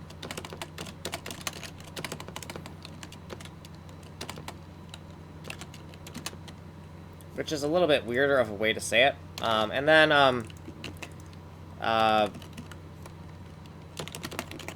Or we could do this. We could just give it 2 labels, right? We could, that might actually be better. So, right, we're just saying that these 2 sections are kind of like synonymous, right? We just want to give the section 2 labels like this. It makes the section a little bit thicker as well, so I think I like that. Expand expected, expand dirty rect. Okay, so in here we can do the expected dot x0 equals min, and it's going to be the expected dot x0, and then also it's going to be this g here. It's going to be g dot x0 plus 0, because it's the upper left corner, right? So it's in the min. And then when we're expanding the right side, it's going to be the min of the expected dot x1, and then this is going to have a plus 1, because, right, this is a 2 by 2. This represents our 2 by 2, and our 2 by 2 right here, and it specifically represents this upper corner here. So when we're doing the min calculations, we want to look at this, but when we're doing the max calculations, we want to look at this one here, right? So this x1, and then also right here, this g, oh, does the g already have the correct bounds, the 2 by 2, so we don't need to do this, right? Oh yeah, I think we can. I think we can just do it like this. We can do it like this, because g actually has the bounds already in it, right? So if we look at the g2 for a second, and we look at how we did that, I believe we already have those plus 1s in the calculation. Oh yeah, we do. So they got plus 0, the plus 1, the plus 0, and the plus 1. So we already have the values we need for that, so we actually don't need to account for that math in here. So that's actually kind of nice, because it makes these min calculations a lot cleaner. So we're going to take, and also this is not a min, this is a max. Right, we'll do the x's first and the y's, because that's how we always do it. So x's and then the y's. Okay, and that looks good to me. Now, we don't actually have a min-max, so we need to, like, set up a macro for that. And we don't have one yet, so min-max will just be for this case, unless we need a different thing later. But for now, we can just use this min and max to expand that dirty rectangle, right? And so, yeah, we're just going to expand this dirty rectangle, and then when we do this comparison, we're going to expect that comparison to be the same. Again, right? So we're just trying to check the logic of how it expands the dirty rectangle regions and make sure that those are working properly, right? So let's go and see if we have, like, a min-max already in this file altogether. Like, is there somewhere else where... So we do have a min-max kind of helper here, and it's, we got the bound old and the bound new, and it looks to me like it takes unsigned 8-bit integers. So I don't think it will work for what we're doing. Because, right, these are in like a 0 to 255 kind of range, but when we're looking at the global space of this is 512 by 512. So unsigned 8-bit integer does not have enough space to address all of the locations in this texture. So this helper is nice, but it's not exactly what we want. So we're going to take this min-max helper here, and we're going to copy it, and we're going to paste it down into kind of like the section for the tests, right? Because this is only supposed to be for the tests. So we'll add it to the section of the code where we're kind of like adding different rectangle helper function things. So we have, so right here we have rect function for unit test, right? So in here, we're going to paste that code, and we're going to modify it a bit, right? And so this is the thing where if we weren't doing C code, if we're doing like C++, we'd be like, use a template, right? But come on, is it really that hard to just take a little bit of code and, you know, cut, paste, and edit it? And also, when you're using templates, it doesn't make your code more space efficient, right? The templates are actually like really fancy preprocessor commands, and it takes the code and it just writes different versions of it for all for everything you need, right? So file size, it doesn't change the size of your executable, right? It's still going to expand your executable if you need to overload it. So we're not really doing anything that bad. We're just being more explicit. And I don't really think of it as that much of a waste of time, right? Because we can see explicitness is nice. So we'll take this, and we'll still label the sections as min-max helper. So if we want to find the version that is not used for unit tests, then we can easily find it, right? Because if we want to find the other version for min-max helper, we can just go bam, bam, and hey, look, oh, this other min-max helper, right? So we can find it, but I don't think they belong together, because if I put it up there, then it can also be used by places I didn't intend it to be used. So I'm going to put it here. So dash line I3, x64. And all this code should be fine. It's just we need these to be int32s, and within this section we already have int32, so we can take away the defines here. And after we've taken away those defines, I just realized that we have too much indentation here, don't we? So we can get rid of that level of indentation. Right, and then we can actually use the original dash line. So dash line I2x64. Okay, so now that we have these two functions, I don't know, I feel like maybe it's kind of an arbitrary choice here. Nope, because we kind of... Okay, I just want this spacing to be consistent with what we're looking at in these different sections here. So with the min-max helper, like anywhere we see the U08s here, we just want to replace it with the I32. And that's all we're doing, right? It's the same exact logic. We're just kind of manually doing what a template function would do, right? So one of the things you get with the simplicity of C, right? That means that a lot of things that you would otherwise do manually, you have to do. A lot of things that would be automatic, you have to do manually. But the thing is the code is going to be written only once, and it's going to be read many more times, right? And if somebody else uses this library, if this library gets popular, then that means that, you know, thousands of people will reread this code, but it was only written once. So we want to take the time to write it correctly, because it's only going to be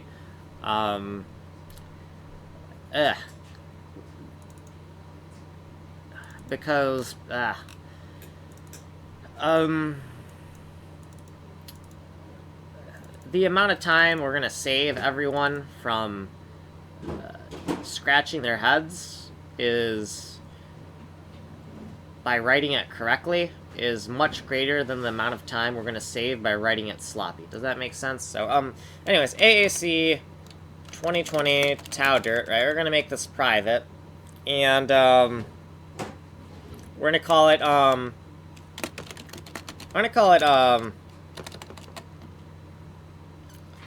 actually, no, we should keep with a... So we did this rec bug, is what we're doing it, because it's for the debug rectangle. Well, actually, no, it's just a helper for the individual,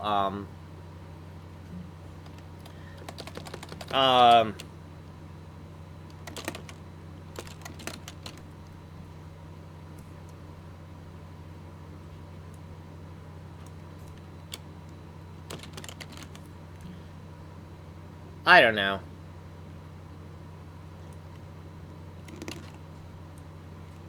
This might be like a bad name. Private min, private max. Or you know what we could do? Would make more sense. Because we already have a convention of doing it this way. So I don't know why I didn't think of this first. Min I32 and max I32, right? So the idea is that we put the overload at the end, right? Because the other version was for a U08, so it's the same thing, it's just overloaded for I32. So this would be the most regular way to name our function based on the way we've already done it before. Now, maybe when we're looking at this, we think, well, it makes more sense for I32 to come first because min and max here seem to be the specific category. Well, I32 is general, right? Because and we want the delta. Min and max is the visual delta. We want the visual delta to be at the end. But min and max can change depending on what it is in relationship to, right? And technically, the I32 is a specific thing because we can have I32, we can have U08. So when we just look at it here, it looks like we have these out of order, where these should be flipped and these should be flipped. But that is correct. So, you know, we could make a little tab. Oh, I see somebody. Sorry, I just saw your comment there. Hey, let me look at let me open up my little chat boxy thing. Yeah, you're calling them min, max, helper, above, so you call... Yeah, exactly. Like, if that's what I'm calling... oh, yeah, the section. You're talking about the section divider, right? The section divider here, where if I'm using this, then why don't I just call them that function? And I definitely do that sometimes. I try to keep these little label sections here to be kind of like less strict section names, where I don't have to think about the rigidity of what I call it here. And then when I give functions actual names, I kind of have this like very OCD rigid style that I apply to them. But yeah, you're right. I could definitely call it that, and it would be a good enough way to do that. Let's see. So anyways, where am I here? So we got our min and max after much thought. Oh yeah, and the reason why I just looked up here and saw your comment was because something I'm starting to do now is, right, we've written this code and there's all this like commentary about like, you know, why should I do it this way, that way, here. Like, I'm gonna put this in here. So the idea of doing this on Twitch is I want to use the videos to serve as kind of a self-documentation of like what the hell is going on when like a month later I may not know why I decided on what I decided, right?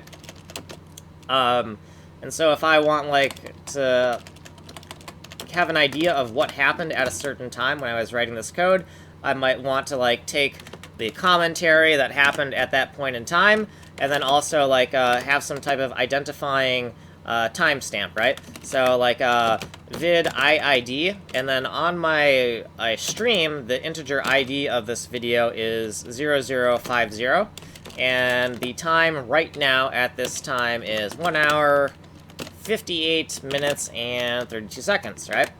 So if I'm ever like, what the hell happened when I wrote this, I can go back and see like what exactly happened at this time. Like I'm uploading all of this stuff to YouTube and numbering them based on whatever this number is, right? So the number in the video in the bottom right hand is the integer ID of the video, and that integer ID is a consecutive number with no spaces.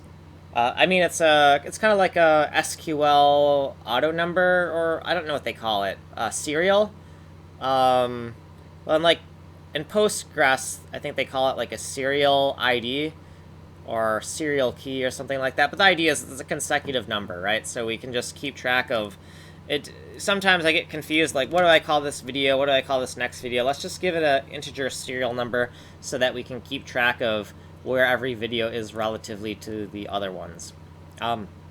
So yeah, so I'll keep that. I'll keep your commentary in mind, and I'll just throw that in the code base so that I know we had this discussion, and then you can call me an asshole for not taking your advice, and Then maybe later when I slap myself over the head for thinking that my code is completely absurd, I'll see your little comment here and change it back to whatever you said, you know? So we'll see what happens in the future. It'll be fun when I like come back to this code later and see little commentaries. So with the min and maxes, if we go back down to our unit test code, right, we look at all these ridiculous defines we have for our shorthand, and it doesn't look like we have a min and max yet, so I'm going to undef them right here, and then we'll define them up above. And over here, if I haven't explained this before, this is just a little checksum, right? The visual checksum, because since our defines get kind of out of hand because of my weird-ass style, I can at least keep a good inventory of what's going on there, right? So duplicate this twice, we'll paste this, we'll paste that, we'll do min, we'll do max, and also we'll call it min and max.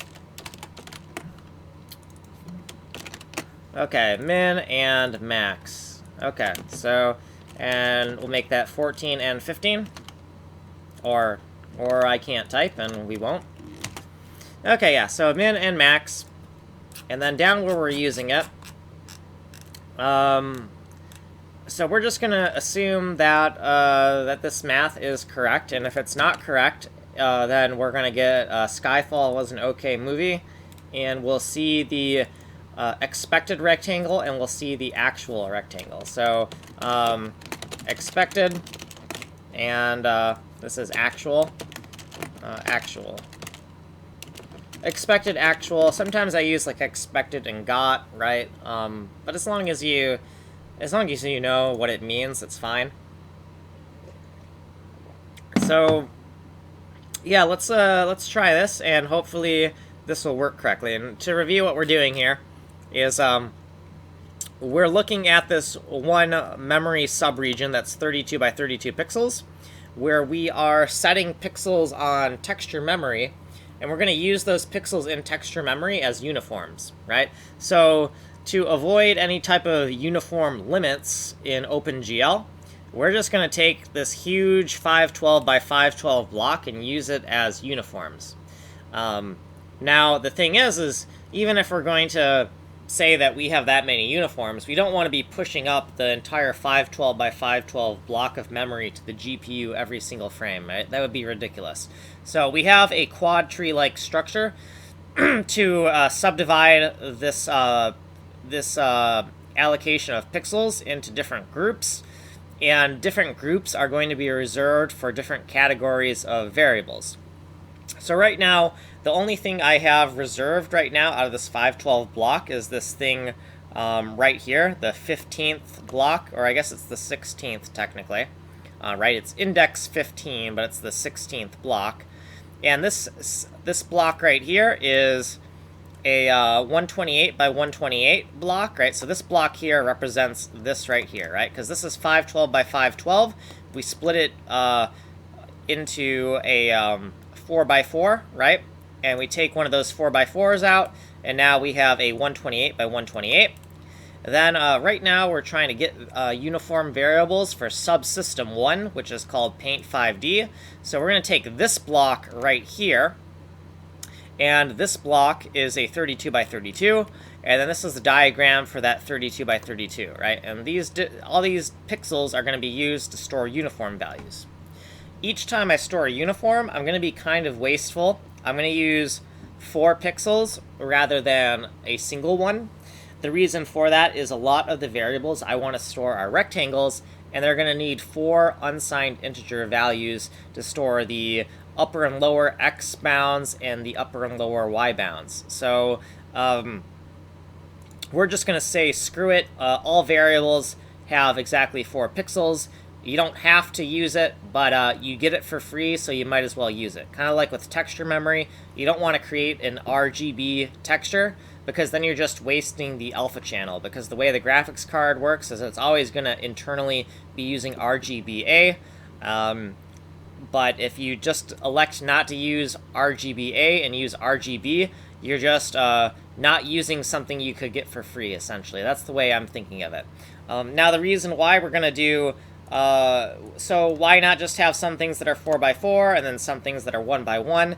And the reason for that is that just makes it harder. The more uniform and regular we can have our code, the easier it is to write the code, the easier it is to avoid mistakes. So that's why we're just going to be very rigid about the way we do things, which is probably obvious from the way I code, with just the rigidly lining things up in a very OCD way. Like, my last boss did not like the way I wrote code, which is why I don't work there anymore. I mean, there's probably many more reasons. He's not a bad guy, it's just we don't see eye to eye on how things must be done. Unknown type name, so I forgot to make a define for an unsigned 8-bit integer. So let's see where that is. That's on line 696. Other thing is, like, if I had a better IDE, right, I could check my syntax as I type, but I actually find that kind of distracting. And I want to actually encourage myself to write the code correct the first time, rather than have the IDE kind of check it for me as I do it. But you know what is good? The G command, right? Because, alright, 696, 696, go. Okay, so we can stop scrolling and wasting time.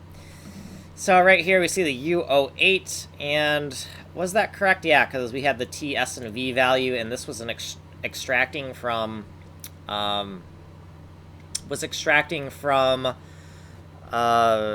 right, we inlined this the first time we used it, and now we're just taking it and extracting it into functions. So the next time we use it, we're gonna not bulk up our code by cutting and pasting this so many times. But one thing we are gonna do is we're gonna keep it inlined at least one location. The first time this logic is used, we're gonna actually use the inlined version of it, just because as we're reading through the test, we want to get a good feel for the guts of what's actually going on.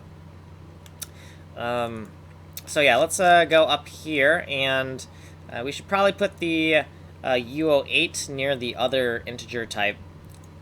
So, I mean, I guess technically a char is an integer type, but let's pretend that's not the case. And define U08. And then down here, at the bottom, right, we'll put the undef for the U08 right here. And if we're not careful about this and forget to undefine things, bad things can happen. Some things worse than others. I've never ran into a situation where I couldn't figure out what's going wrong. Because usually what will happen is if I forget to undefine this, I get a redefinition error. But sometimes you don't, because if you define something the same way, exactly the same way twice, then it's not a redefinition error. It's only a redefinition error if you redefine it twice in two different manners. Okay, let's... I honestly lost kind of track of what I was doing.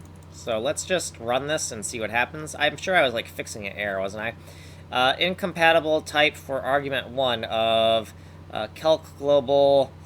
Did we put that in the wrong order? I thought that was the correct type. Oh, yeah, okay, never mind. I see what I'm doing wrong there.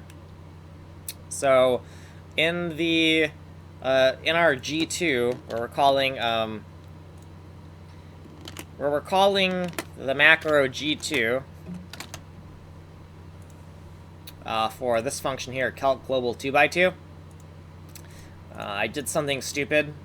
So right here, this variable is on the stack. So if we look at the stack allocations here, we have these different variables. We got our rectangle, our expected rectangle, and then a 2x2 rectangle that represents the 2x2 allocation of pixels that stores a variable on the texture, right? And this rectangle here, in terms of its representation here, it's actually global. This diagram is actually local coordinates, but in terms of here, this is the actual global coordinates as it's mapped to the actual texture. So it's final location. So yeah, since this is on the stack, right, then if we're going to pass a pointer, we actually need to take the memory address, right? So right here, this should be an and G, right? So we'll do like a and G, and that should be all we need to do. So we can still use dot operators here, right? Because everything is on the stack here. And that should be good. I don't know if I made any other stupid mistakes. We'll kind of see what happens here when we give it a run.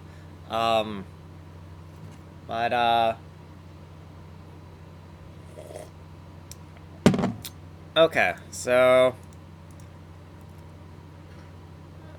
here's what we got. So that is not what I expected. Not at all what I expected. So fatal error, and we see invalid case, ROF 404. So that was so that's interesting, because that's like one of the things I wrote because I was just being paranoid. I write my code in a very overly defensive way. And most of the time, the overly defensive code I write does not actually get tripped. But I guess in this case it did. So I kind of remember what that means. It means that there's only 3 possible cases for where a dirty piece of data should be. So yeah, so right here is where it is. And the different cases are actually up here at the very top of this function. So dirty sector ask, right? We're going to ask if a variable is inside of a dirty sector. And, right, we're going to locate let's go over to the diagram here. So this first variable locates one of these subsections. The second variable, sub, is going to locate one of these subsections. And then the 0255 is going to locate one of these subsections here. So 0 to 255 is because 16 times 16 is 255. So it's a one-dimensional location of an xy coordinate. So we do take this and we convert it to xy coordinate eventually. Same thing with all of these, right? All of these are just one-dimensional locations of xy coordinates. And the reason why we use a one-dimensional value is because then it's very easy to map these values to enumerations, and then we can throw those enumerations into our shader code, and then as long as we write analogous functions in our shader code as we wrote it on the CPU side, we can correctly set uniform values from CPU side code, and then get those uniform values from the device side code. So when I say like, so I've done a little bit of OpenCL, so sometimes I like to say like host side and device side. And when I say host, I mean CPU side, and when I say device, I mean GPU side. I don't know why it is that they have that convention in the documentation, but if you say it, you sound smart, so yay, alright. So yeah, so there's this little table here for where a piece of data can be, a piece of dirty data. Well, technically not a piece of dirty data, any piece of data, right? Because the data could be clean, right? It could be we didn't set anything there, or we didn't need to update it. We haven't changed the value, so the data is clean, right? So the data could be clean, and it could be outside of the dirty rectangle. So let's like go over here, we can kind of visualize something. So let's say that we set a piece of data here, and we set a piece of data here, right? And then we want to query this clean piece of data, right? Well, the dirty rectangle covers all of this, so it's a clean piece of data inside of the dirty rectangle.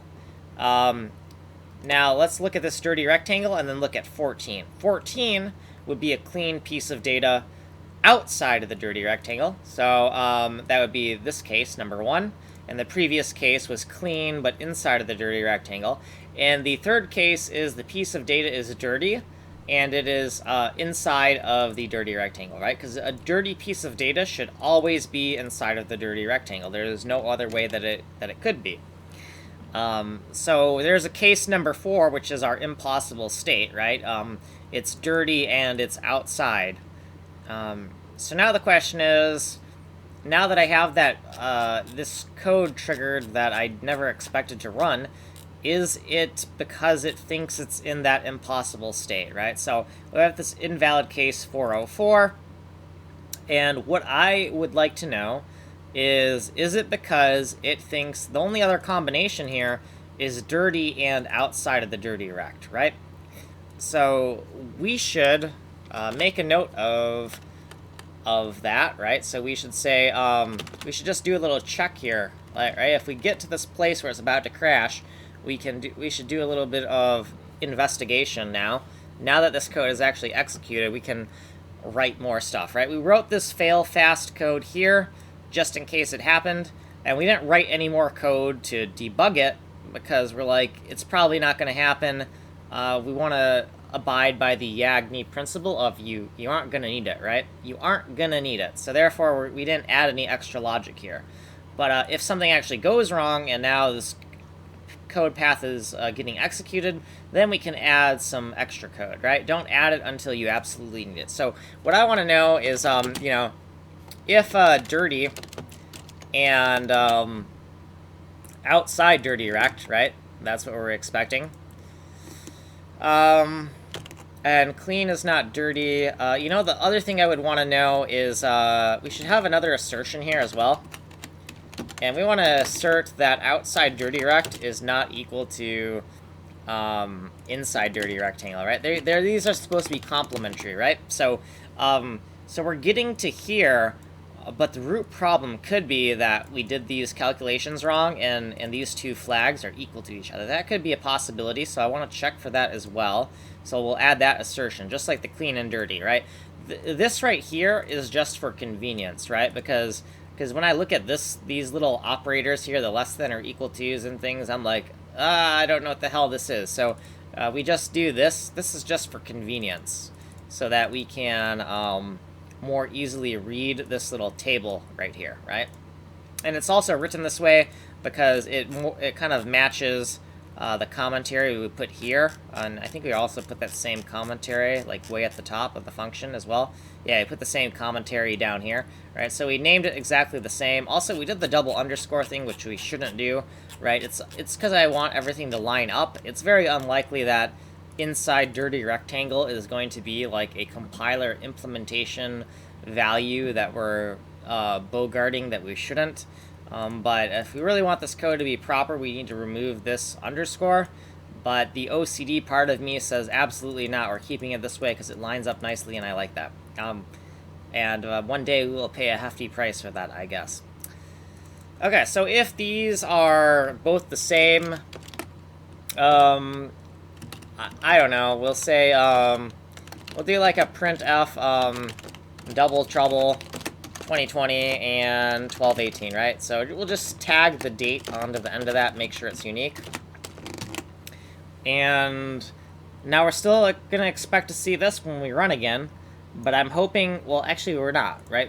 We're hoping best case scenario, I think, is we don't see this and this assert gets triggered. That's, I think, the best case scenario in terms of being able to diagnose what's going wrong and fix it quickly. Because if we get back to this error, then that could signify we've done something wrong with the logic in our Taudirt function where we're marking the dirty regions, and then we'll have to like reevaluate our life. So yeah, I think we're about ready to give this a run. Let's give it a run. We may have made some syntax errors and have to fix those first. I don't know. Okay, so let's look at this and see what we got. It says double trouble, so that's actually kind of like what I was hoping for, because if it says double trouble, then, oh, actually, no, that wasn't what I wanted, was it? Okay, never mind, that's the thing I didn't want. What am I talking about? That's the thing I did not want. I was hoping the assert statement would fail and not this, because, that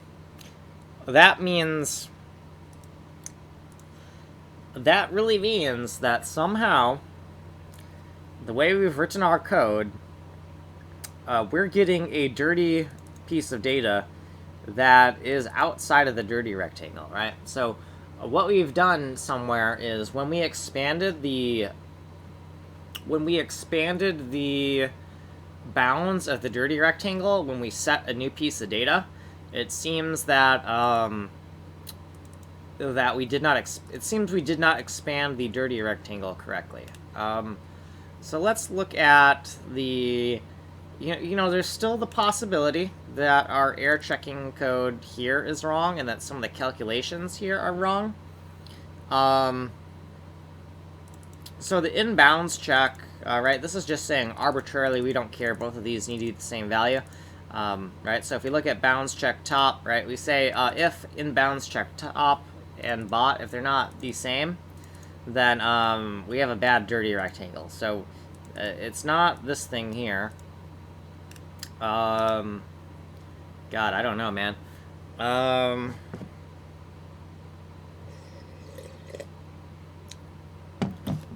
It's like, oh boy, there's all this stuff, and I don't really feel like looking at it right now. I was just hoping it'd be smooth sailing, but it's not. But this is also the reason why we're writing the test, right? Because if we didn't find any problems when we wrote the test, then we kind of feel like we wasted our time writing tests, right?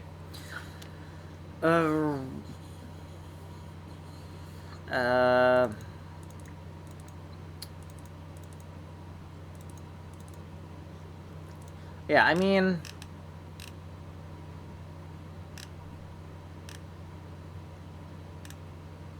calculate absolute var pixel xy. So we got some nice bounds checking to make sure that these values are in the correct range. We got some like asserts.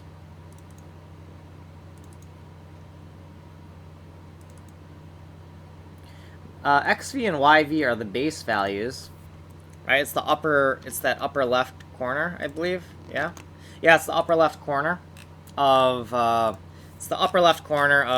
one of these guys right here. So right, it's a 2x2 cluster, and the XV YV is this guy right here. And if we look at where that's used, right? So we have those correct offsets applied, right? So when we're just offsetting with 0, we just stay where we are. And if we offset with 1 and 1, then we just end up over here. And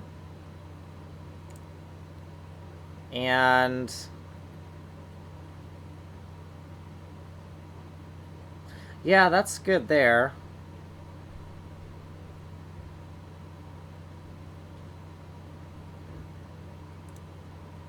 Yeah, it's just making sure that this point is within the bounds of the dirty rectangle. Make sure that this point is also within the bounds of the rectangle, or they're both outside or inside. But this entire thing, right, this thing is also this thing. They're both the same thing we're looking at here. The entire thing needs to be within that dirty rectangle. So, yeah, I would really hope that, it's, my error checking code that is wrong, right? Because if it's not the error checking code, you gotta dig into the actual logic we're looking at. But yeah, I'd say that yeah, we have some serious problems, and we have to diagnose them a little bit further than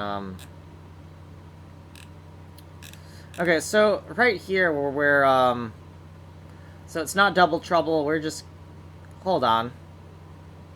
Outside, yeah, it's dirty and outside. Yeah, we're getting double trouble. So I think what would help is if we actually print out the actual dirty rectangle, right? We got to get a hold of that dirty rectangle, and we got to see what it actually looks like. And I thought we already know what it looks like, but hold on. Don't we have to get the dirty rectangle from the actual struct holding that information? Like, this is the struct that, wait, no, is this? No, this here right here is the struct that holds all that information. It's actually this. This is the root level struct, right? And this right here is an instance of this, right? So I denoted it with the LA, level B, level C. So the dirty rectangle we want to get is this. We don't want this. Yeah, we do. We want this dirty rectangle, but this dirty rectangle is in terms of local coordinates. So you want to take this rectangle and correctly translate it to global coordinates. And are we doing that here? I'm pretty sure we are, but let's make sure. So this base value here, we got, or maybe we're not.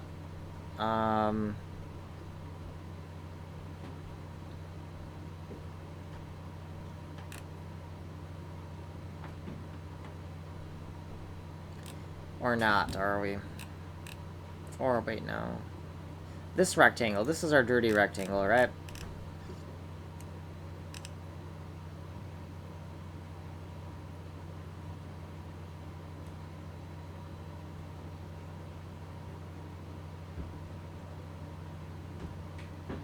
Mm-hmm. So this is the dirty rectangle. And, you notice there's a multiplication by 2. And that's because this dirty rectangle is local, and it's in terms of 16 by 16 cells, and we need to expand the rectangle to cover a 32 by 32 region, right? And so that's why there's that multiply by 2. Then there's the +0 or +1, because we have to remember that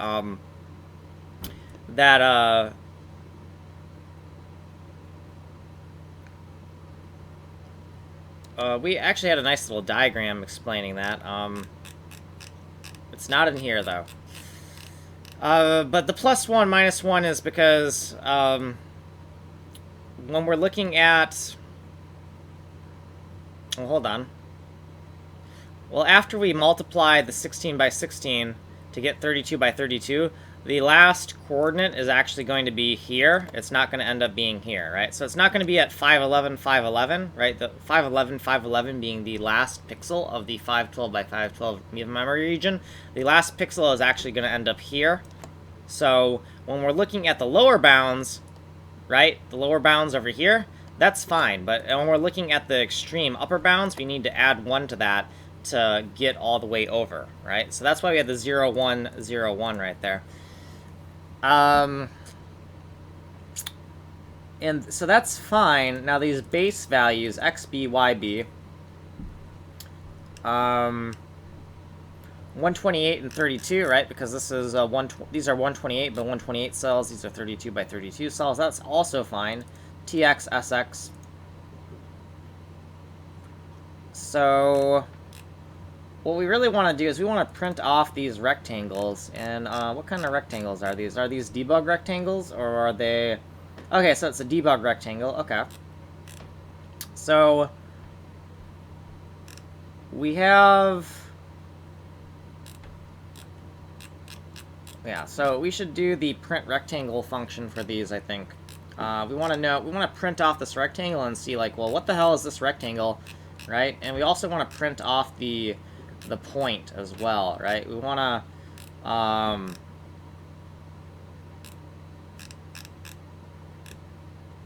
so dirty and outside rect, right? That's the case where we're trying to figure out what's going on. Let's put that little double trouble flag, or the double trouble print right there, and then we'll do some type of print rect. Oh, let's try to guess what it is. Let's see if we were uniform enough to where we can actually guess what that function is called. So like AAC 2020 and Taudirt, right? So that's the easy part. And then I believe it's like the name of the debug rectangle, and then it's called print. And I kind of forget what the debug rectangle is, so I'm going to cheat here and look at part of it. So, Taudirt recbug. It's called recbug for a rectangle debug. And then it should be print, like that. And if we do that, I think that is the correct function name. And let's see if that's the correct... Yes, it's the correct function name. Okay, cool. So the idea with my really terse naming and kind of thinking about how I'm going to name things is I want something where I don't have to remember what it's called. It's just the habit of what I name it makes the function name kind of obvious. And also, damn it, this integer ID here is wrong. I'm done with memory layout diagrams. We're actually doing right now. Right now we're doing unit testing. dirty rectangle debugging. Well, that's actually what we're doing. Okay, yeah. So let me update that. Sorry, I'm over here, and I just saw that this title was not quite correct. I mean, we have diagrams, so I guess I'm not completely lying. Like there's been diagrams, that's for sure. So maybe people like diagrams. So let's print off this rectangle, and it's just the thing called rec here, and also when we're printing off the rectangle, it has a label, I believe. So we'll just call it rec. Rec.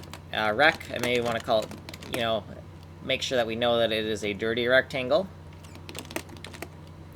And then we'll do that. And I don't really like that format. So usually the square brackets mean that whatever I'm typing is not hard-coded. It's not a generated string.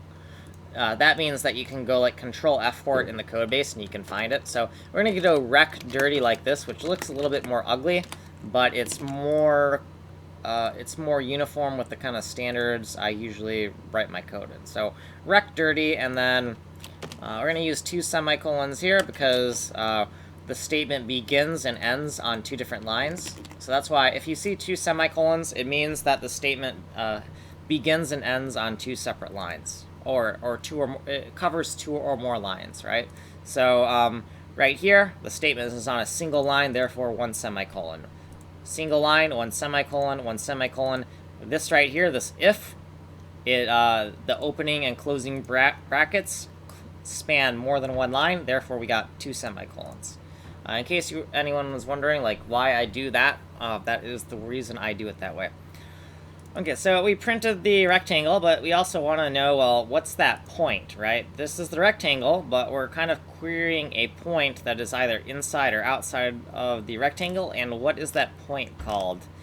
And we actually want the global value, right? We want the global position of that point. So this xv, yv is the actual global location, but it's the upper corner.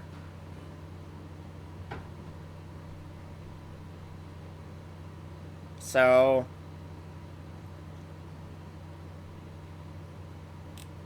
hold on.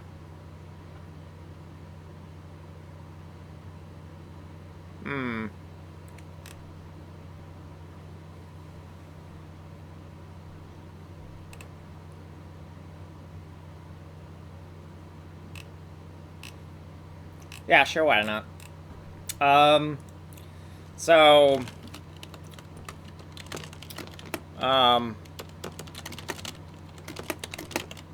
we'll do upper left xv, and then I kind of screwed this up right here. Oh no, this is not a printf, so that's fine. %d for decimal, a new line character, and then we'll do xv. And we just gotta remember that's the upper left when we're thinking about if it's inside of the bounds. Then printf, and then upper left dot yv, and okay, let's give that a shot. And we don't need to worry about calling a flush after this because our halt commands always flush the buffer before they crash the program, so I'm not worried about that. And yeah, we're just gonna see what we get here. Should probably actually give that a new line character because I think I saw that in the output not looking correct, so give that a new line character. And yeah, we're gonna give that a run, and then we're just gonna look at the values and kind of diagnose what the problem could be. So it looks like the problem is actually in my production code and not in my test code. So we'll have to figure out how to rewrite that code, and I don't feel like doing this, but let's just try to...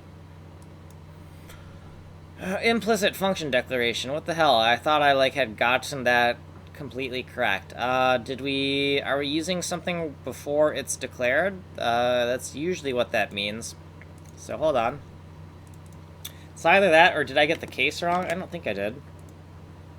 Oh wait, no. No. Okay, so this is on 686. Oh, okay, yeah, that would be a problem. So, where are we? Oh, we're in the,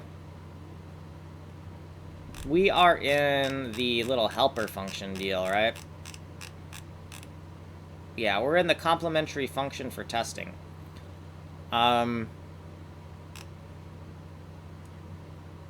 So, we're gonna have to... if we really want to print out that kind of rectangle... well, first of all, hold on. Is that rectangle a debug rectangle? Is this actually a debug rectangle here?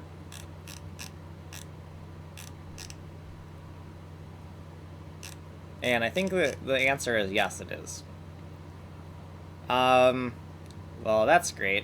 Well,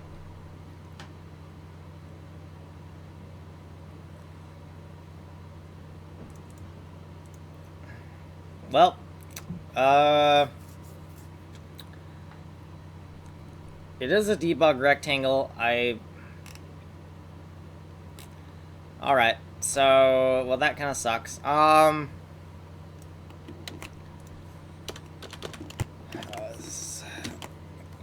We're gonna make a little section divider here. Debug rectangle helper function.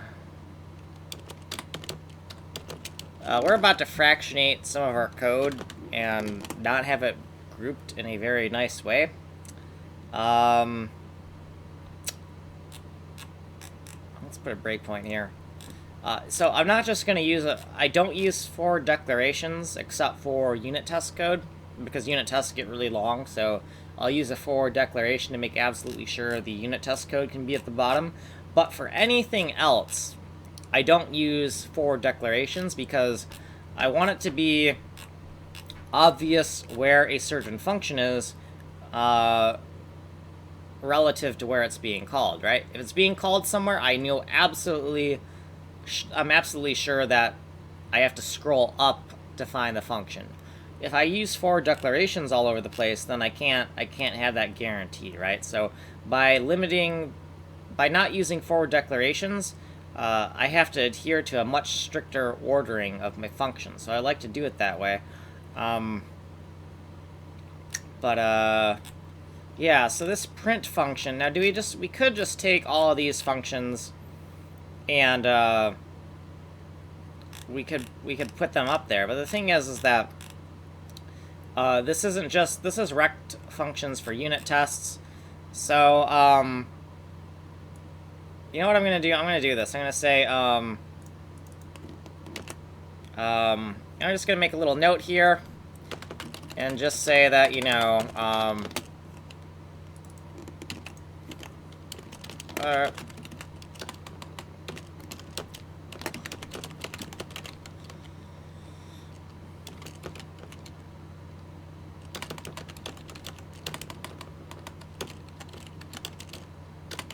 Alright, so we're just gonna make a, we'll just make a note that this had to be moved further up, right? And we'll just take it, and we'll keep the little section divider here, so that we know that there was something here before, right? Because now this code that we just cut kind of fits in two different categories in a way, right? Because it was already in this category, but now it kind of needs to be in another category as well. And we can't have it in two places at once. So as a way to make a compromise, we'll just, like, put it here, and we could, you know, do this, right? To say, hey, it takes some type of parameters, I think, but I don't know what they are, and I don't care, right?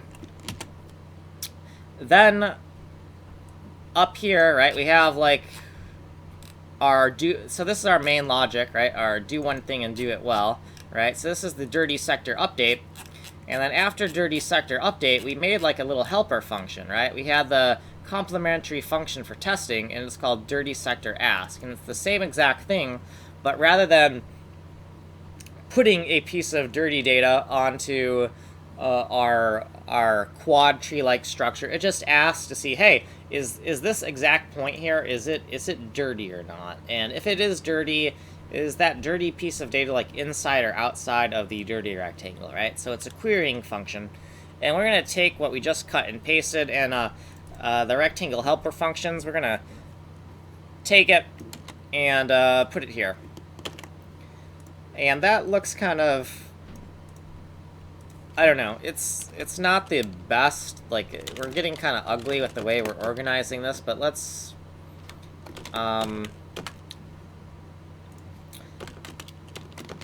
yeah, let's just, I don't know. Okay, so now we have this print function here. I don't know, maybe we want to give it a little space. Sure, why not? And now we're calling it down here. Yeah, so now we should actually be able to compile.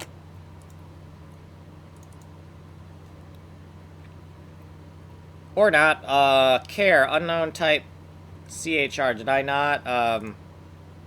Let's make sure I know where that is. 351. So let's go Control G and 351 for a second. Oh yeah, because we cut and pasted this, right? And we didn't copy over the defines, right?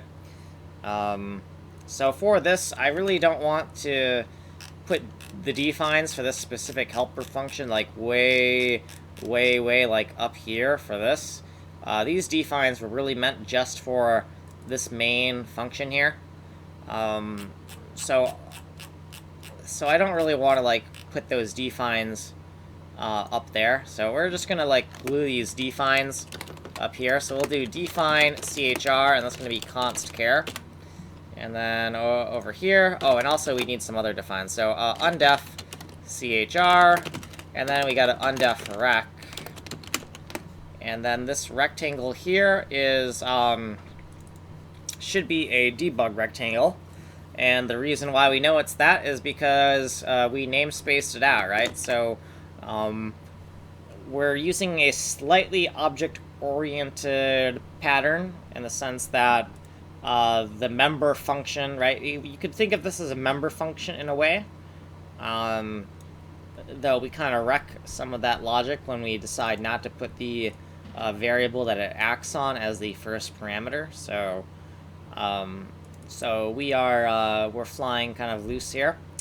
But yeah, so we can just take this, right? Because we have a good enough naming convention that we can just take that section and we can just be like, bam, struct that thing, and that's what we need, right? And we can highlight, if we want to highlight this, I think it'll highlight the other, yeah, so there's an exact match. And struct keyword, because we're not type def structing anything, and rec and care. So that's good there, so we fixed that. Now, obviously, we still have these defines in the place we extracted it from, but I don't care. I'll just leave them there for now. I just really don't feel like cleaning that up. Now, if it's something that like gets in my way and it annoys me, then we can. Okay, so redefine. So we're still gonna have a problem because.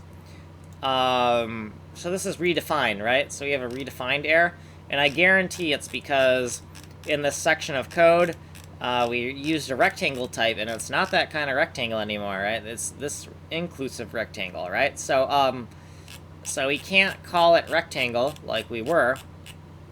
So that's another reason why this code wasn't initially in here. So we're just going to call it, so this is called rec bug right here. So I think that the logical conclusion for that is called it rec bug here, right? So the idea is we don't want to think too much about it. Like, we're going to take this, when we use a define, we create mental indirection. However, we can reduce the amount of mental indirection by using shorthand that actually makes sense. So CHR for const char. Once we get used to remembering that this is for a const char, then we don't have to, it doesn't really count as mental indirection anymore, right? Same thing with this, like if we just take this and it says rec bug, and we use rec bug here, it's not really that much mental indirection, right? Because we're just taking the namespace off of it, basically, right? So when I try to rename variables to make them shorter, I do want to try to do it in a way that doesn't add any extra cognitive load, right? And extra cognitive load will come from mental indirection. So we want to use something that makes enough sense to where we don't end up with those type of problems. So take this rec pointer. I don't know where we want to put this. I guess we'll put this here. Sure, I guess that works. So let's give that a run, and hopefully we've solved all of our problems by now. And, I can't spell. Okay, so...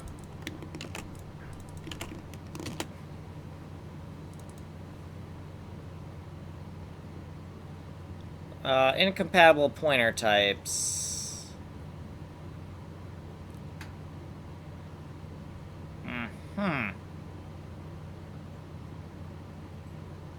Okay,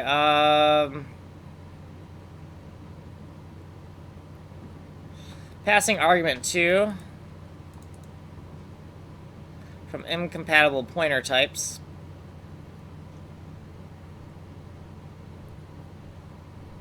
Oh, wait.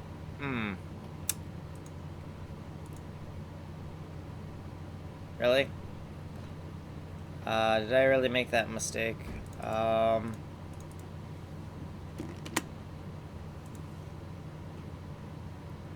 This rectangle. What is this rectangle?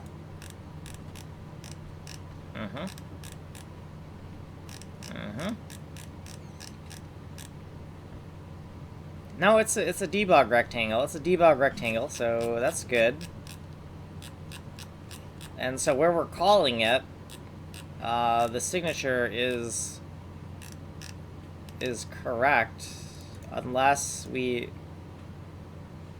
Right, because and rect, right? It's a pointer.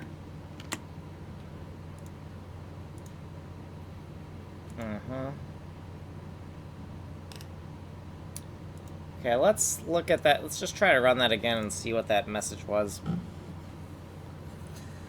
Okay, error passing argument 2 of a C2020 Taudirt rack bug print from incompatible pointer type. Incompatible pointer types. Okay, so that's telling me that it thinks that we're passing different types of...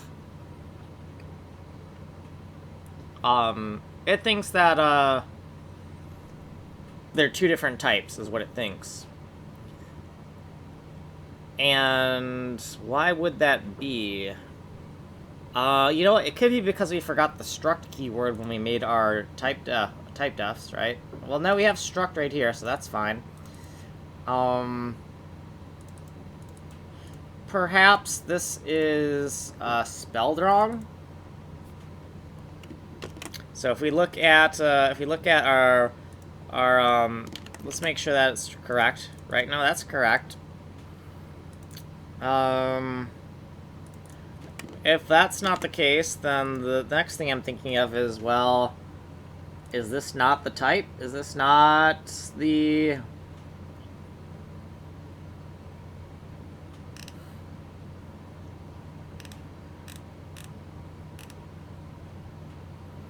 So the only thought is that this rectangle is not actually the debug rectangle, but if we go all the way up here and we look at the signature, we see, oh, yeah, okay, yeah, that would be a problem. Okay. So yeah, that would be a problem. Yeah, okay, yeah, I see.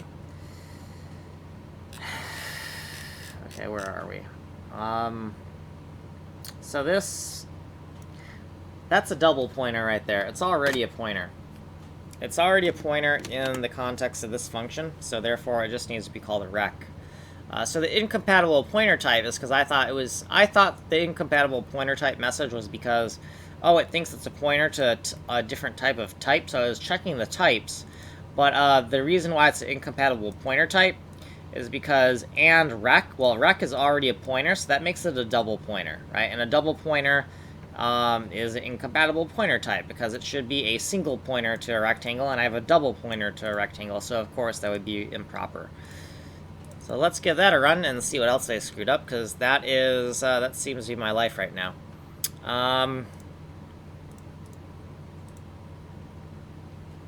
Okay, fatal error. Okay, yeah, that's better, that's better. Okay, cool, cool, cool. So we're, I mean, we're still back to having problems, but let's see kind of what we got here. So we got like a 52 and a 320. So that's kind of, so that's interesting that the,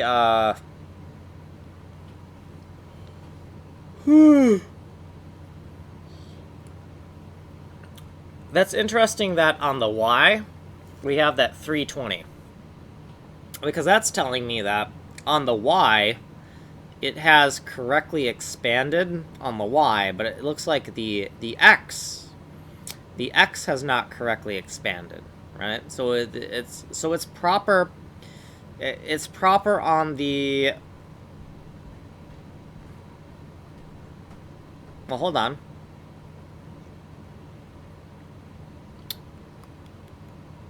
Nope. If this is really our dirty rectangle,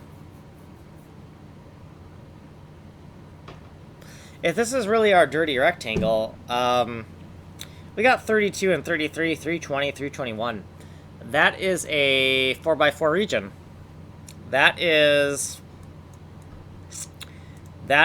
in our diagram over here. That's one of these, right? But we're expecting that we did the call once to one 4x4 region, and then we did the call another time to another 4x4 region.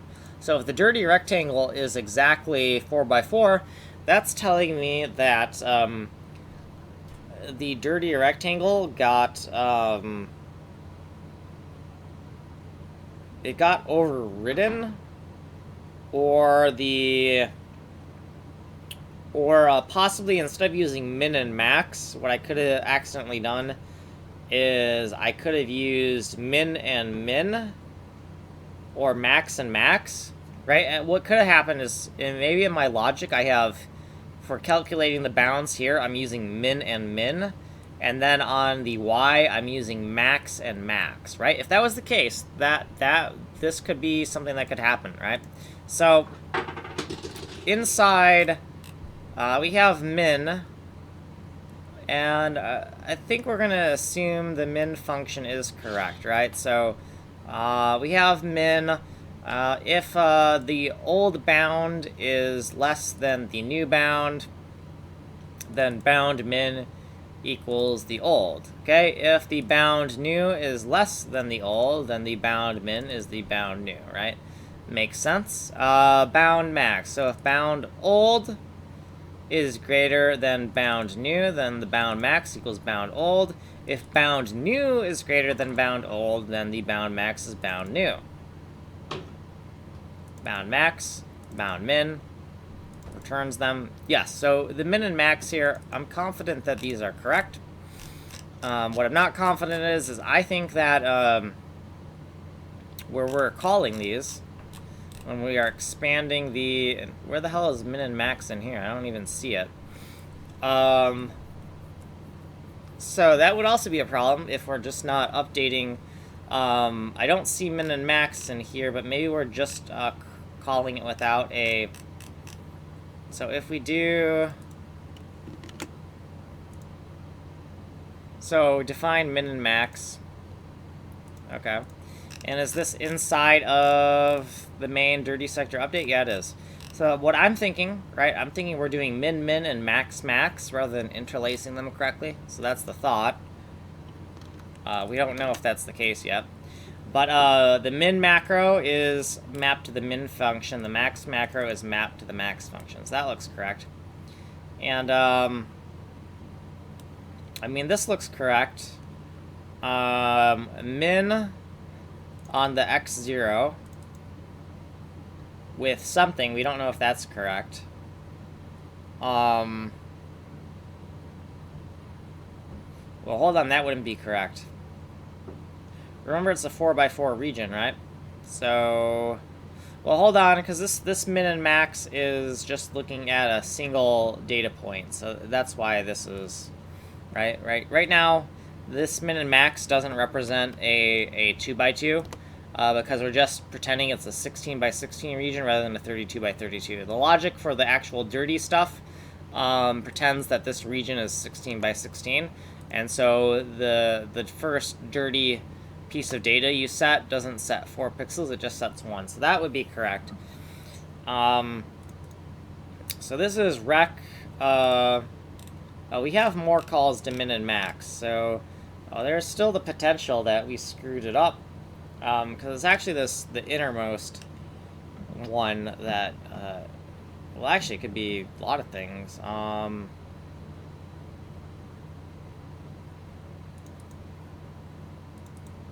XC, YC, XB, YB.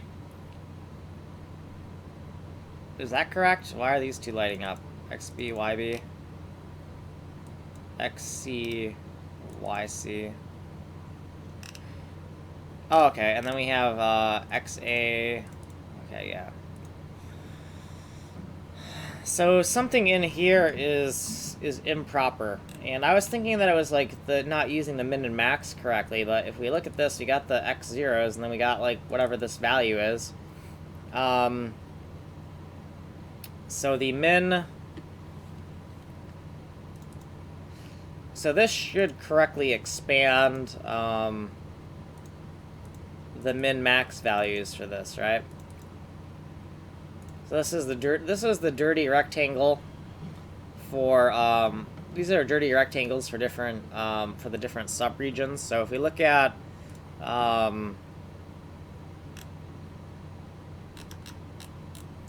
here, like we're looking at the actual variables.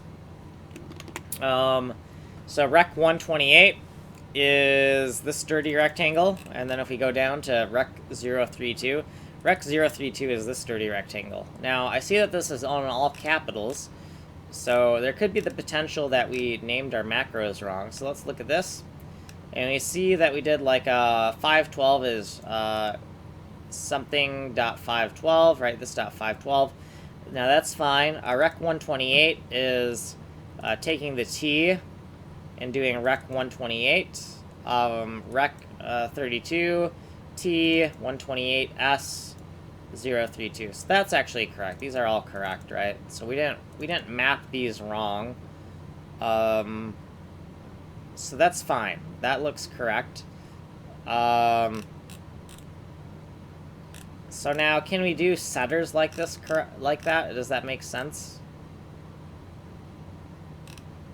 Yeah, that makes sense. So we're accessing this because this looks horrible, right? So we're trying to flatten out this nested logic here by turning these into macros, right? And then we can the logic is much more flat here and uniform. But that actually looks correct, where we're kind of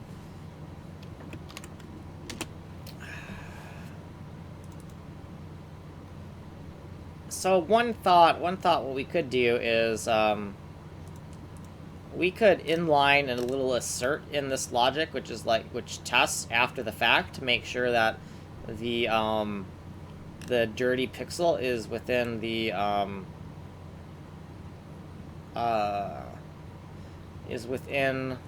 where we set it. But XC, what is XC? Where are we getting XC, and is that correct?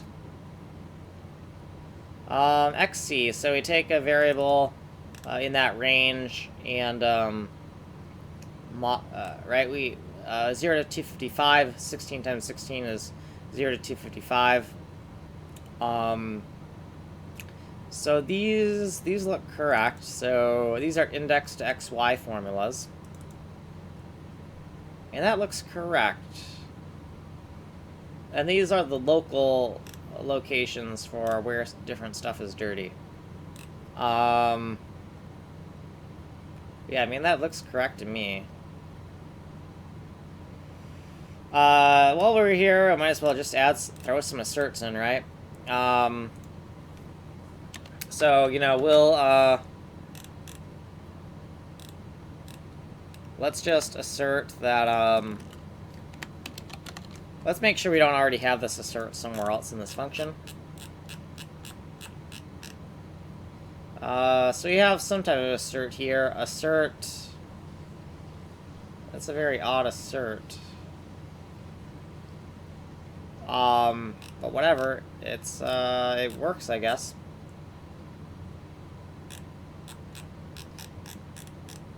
Yeah, so it doesn't look like we have any range check asserts. That could mess with our day. I don't think it's that, but that would definitely mess with our day, so we should probably check that, right?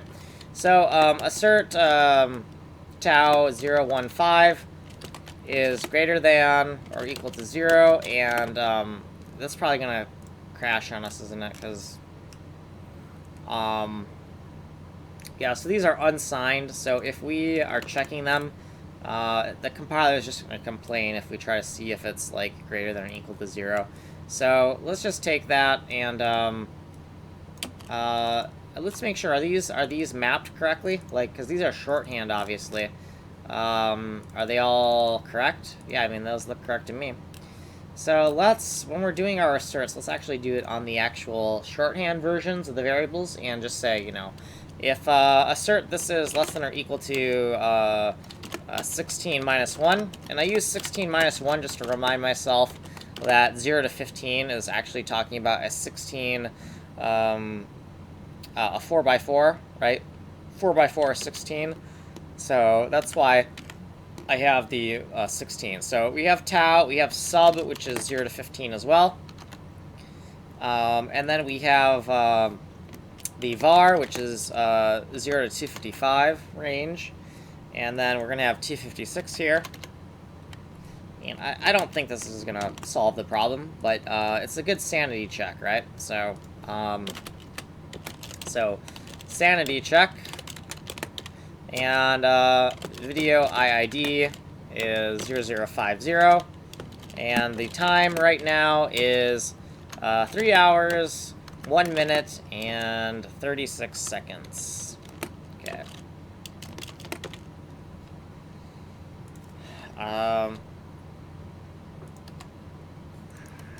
So yeah, let's take that and do a little sanity check and see if we find anything, or if we don't, we'll see. I don't know. So I'm getting kind of sick of this. So assert comparison is always true due to limited range of. That was what I was trying to avoid. Oh yeah, I see. Got ya. So this variable is always going to be in that range because, right, it's, the range of this is 0 to 255, so it means that this could never be out of range. The thing I hate about not letting me do this is, like, what if I decide that I'm going to change the type later, right? So that's kind of like, you know, maybe don't do that, because what if the signature changes and I still want a good range check, right? The way we could kind of get around that is we could just cast these to I32 and then do the range check, and then that would stop the compiler from complaining, I think. And I think that's the way I want to do it.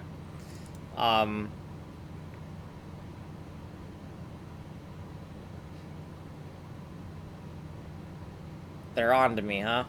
Comparison always true due to the limited range of data type. Okay, so they're on to me. Now, let's see if we can, maybe I just didn't do this well enough. Let's see if we do like this, and see if the compiler still catches what I'm up to. Right, we're just trying to circumvent the compiler warning right now. Alright, let's try to be more clever. Alright, I'm on to you. All +1, motherfuckers, or +0, because we don't actually want to change that, do we? Alright, let's try that. Let's see if it catches me now.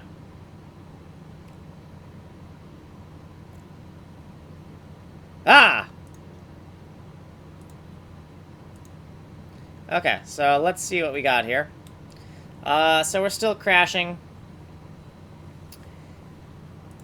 And I mean, I think the logic is correct for, yeah, I don't know, man. The logic seems, well, obviously the logic isn't correct somewhere. Otherwise we wouldn't be crashing now, would we?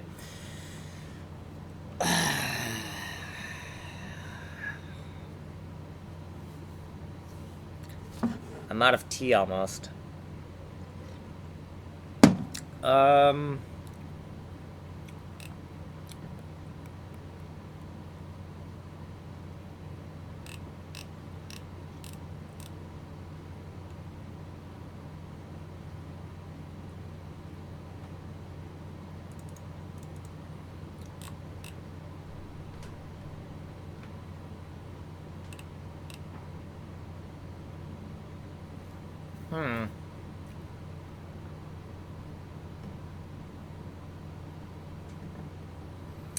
Is it a problem with, are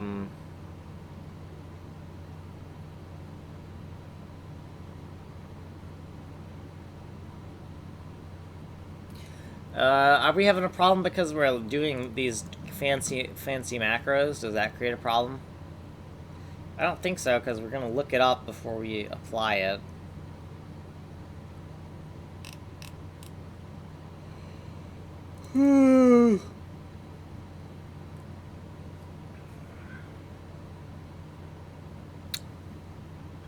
Huh.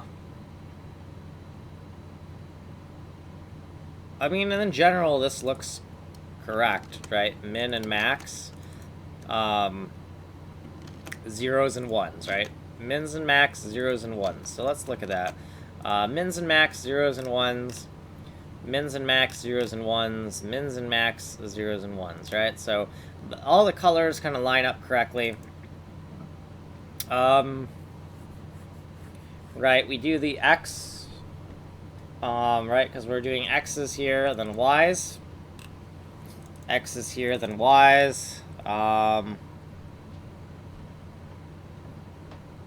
X's, then Y's. X's, then Y's. X's, then Y's.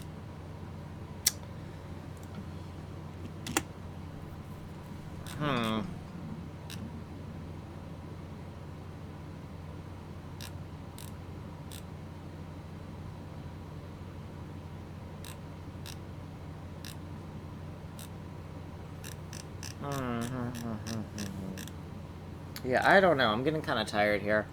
I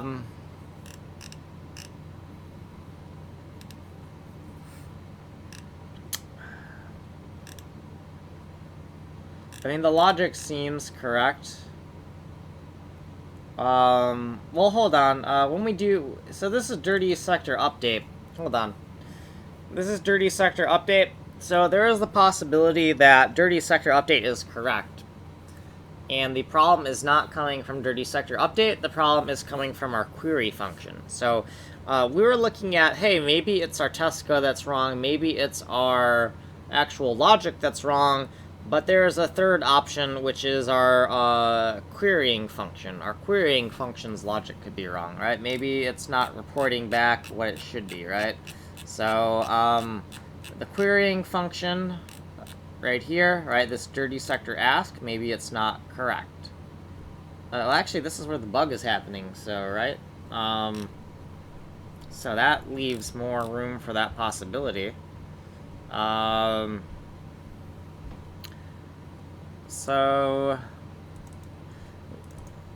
this right here, what are inputs here? So we could throw some asserts on that as well, right? So I don't think we have.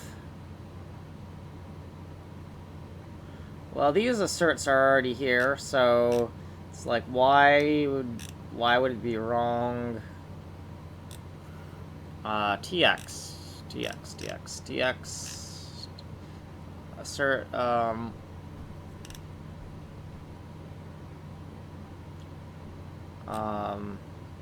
yeah, I mean, that's a basic litmus test there.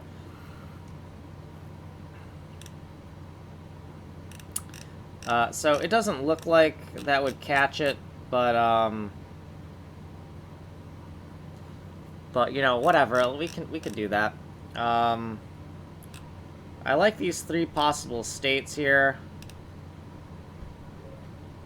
I don't really want to clutter things up with so many asserts, but, you know,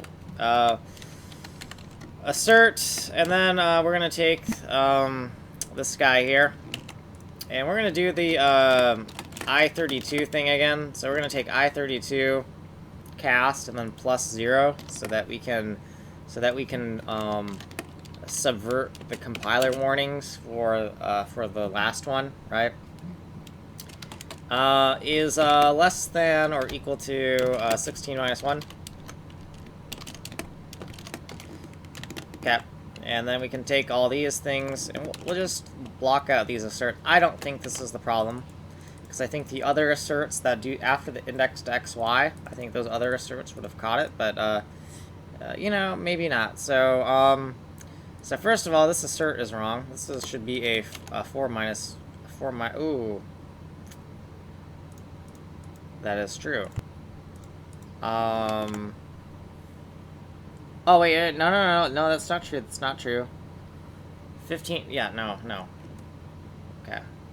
We're getting our x, y's, and indices mixed up here. So 256, right? So that's, okay, yeah. So these asserts, I don't expect these asserts to catch anything, but, hey, maybe they do, and maybe this won't be as hard. But, I doubt it, but let's give that a shot, because it'd be nice if that was true and all of our problems just went away. So, we'll give that a shot and just see what happens. And it still says invalid case, so we did not get the assert to trip.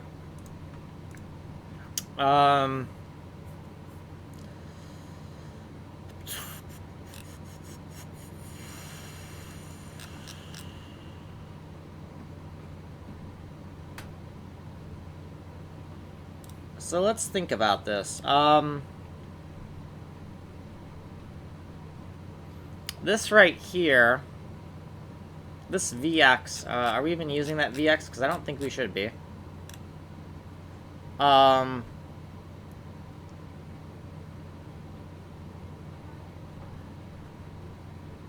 So that wouldn't really be the dirty rectangle. And is that what we're using it for? Because it kind of looks like that's probably what we're using it for. Or is that correct? Okay, let's look at our diagrams. We need to figure out what cell we're in here, right? And then within this cell here, we're going to have to figure out what subcell of that we're in, right? Okay, and then once we figure out where we're in here, right, so we need a multiplication. So this is our TX multiplication right here. Right, we have the TX times 128 here. That's figuring out here. The SX times 32, that's figuring out, like, here, are we here, right? Figuring out the upper left corner of this. And then, once we have that, we have the upper left-hand corner of a 32 by 32, or do we not? We do. Because in here, if we were to do this Vy multiplied by 2, what we're going to end up with is, this would be the global position of the dirty pixel, right? That's what this is telling me. The global position of the upper left corner of the dirty pixel. And we're checking to see if it's in bounds. So I mean that's what is happening.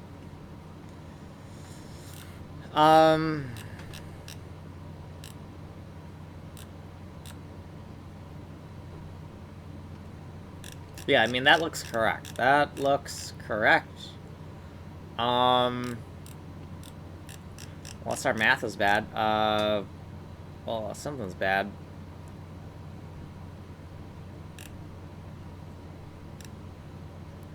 Well, what's XB, YB?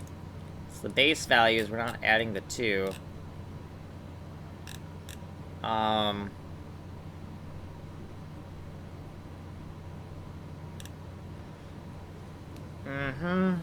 Calculate absolute dirty rectangle.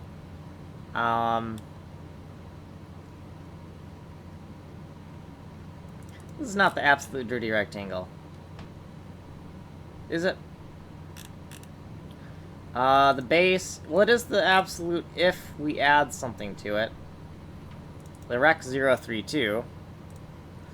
the rect 032 here. So if we add those bounds to it, we're going to take the bound, we're going to take the x zeros and multiply them by 2, right? Take the y zeros, multiply by 2, and then for the zeros, add 0. For the ones, add 1.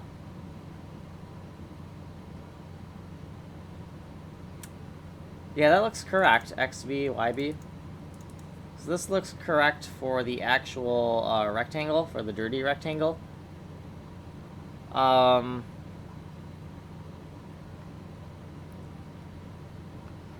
it's saying that this dirty rectangle is not correct. Oh, you know what? It was saying that, it seemed that either the X or Y was not correct. Okay, let's check all of our X's and Y's really quick, right? So, X and Y.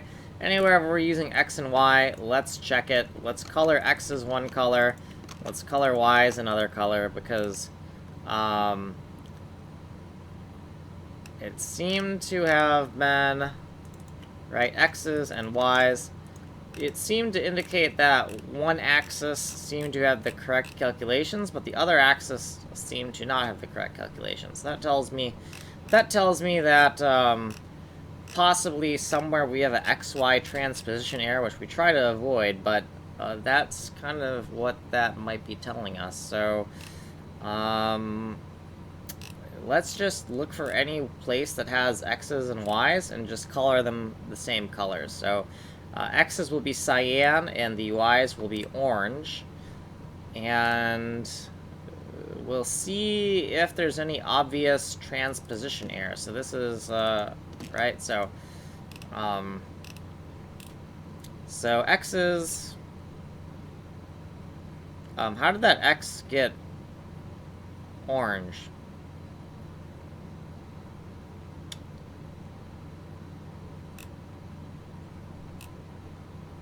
Okay, let's try this one more time. Wait. I think that's because I was doing zeros and ones earlier. But let's not do that. Let's do this again, right? We want X is one color, we want Y's the other color. X is one color, and the Y's the other color, right? And we want to do that, like, everywhere. So, Y's, Y's, Y's, and these are X's, X's, X's, and X's. And we just want to see if there's any pattern that pops out at us where we're like, oh, we made a mistake with the X's and Y's, right? And I don't think we did, but we obviously made a mistake somewhere. There's obviously something that is wrong, and we think it's the X's and the Y's, so that's what we need to look at. So X's and Y's.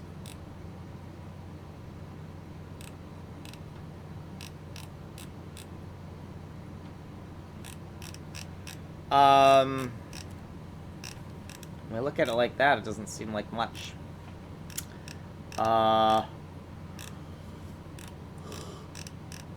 Well, actually, don't we have some macros or something for some of this, or, nah, it doesn't look like,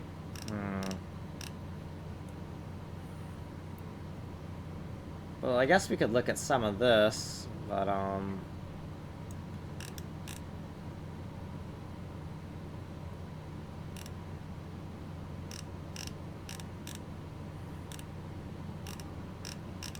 we condense a lot of... We did some, like, macro craziness somewhere, right?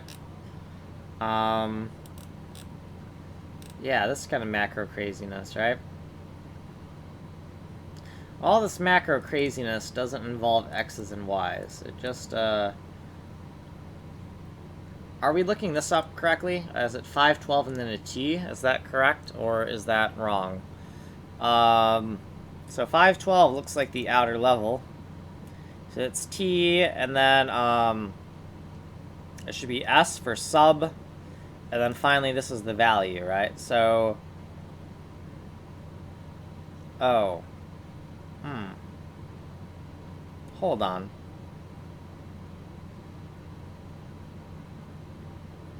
Oh, no, this is cell 128, this is cell 32. It's definitely cell 128 right here, so that would be the S, so T and S is correct. Okay, this is... I want to flip the table.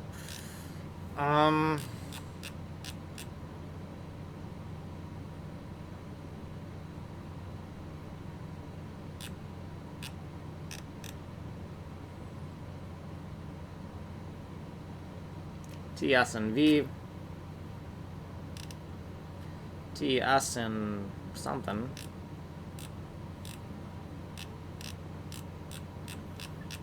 Okay,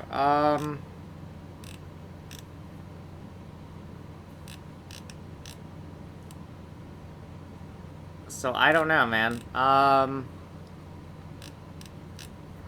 We gotta figure this out, but I'm just getting tired of this.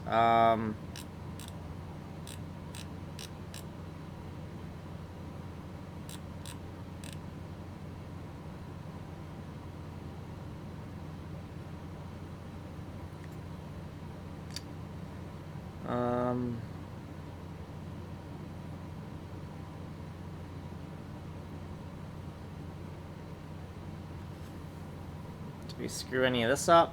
So we have 4x4s, 4x4s, and 16x16s. That makes sense. TSV, TSV, TSV, Ys and X's.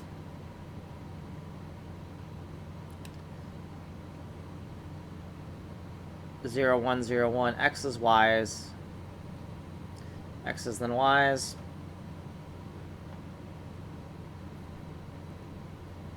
Yeah, so I think these calculations look fine. The min-maxes look fine as well.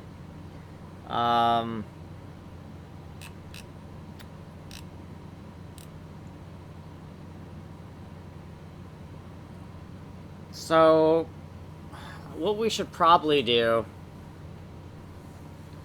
is, so I'm tired, so I'm probably gonna stop this soon. Like, really soon, but... we want to review what we should do to find the bug. So let's run this again and see what the problem is. So we're noticing that with the dirty rectangle here, it seems kind of odd that the X's are 1 off and the Y are also 1 off. That means it's like a 4x4 kind of area, right?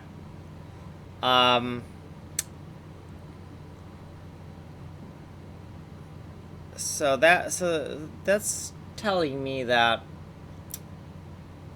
the area never expanded somehow. And if the area never expanded, well, why is that? Is it?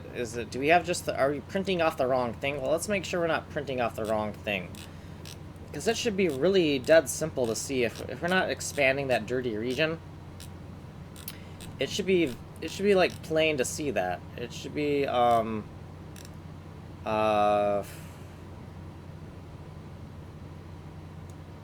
let's run it again, because I'm losing track of where I need to be and stuff. But if we're if it's just a rectangle and it's a 4x4 region, that's telling me that it forgot about the other dirty.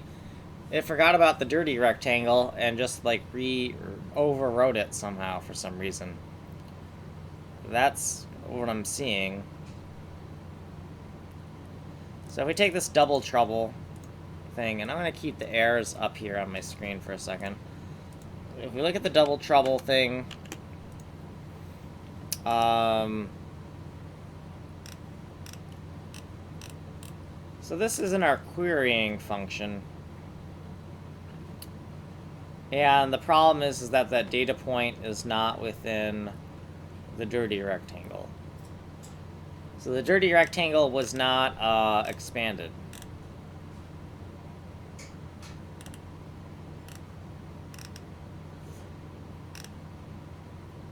Well, how do we know that it was dirty? How do we know it's dirty but not inside the dirty rectangle? How are we making that decision? Oh, you know what? We're making that decision based on individual values in So when we're looking, so deepest dirty rectangle is, so if the data point is dirty, we are looking at this value. So I'm going to guess that we never set... We never set this value, maybe. Like when we marked stuff as dirty, maybe we never set that anywhere. So if we look at cell 032, which is where we're kind of testing to see if it's dirty, I'm going to guess we like set the dirty rectangle, but then we never used it anywhere. So cell 032, we're setting it to void. Declare subcells. Oh, I see. Okay.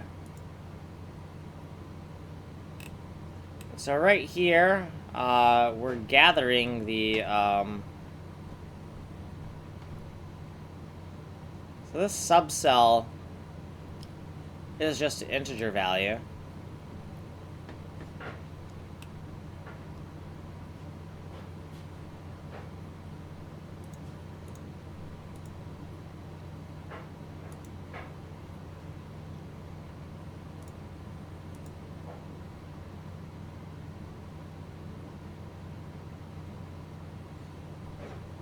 So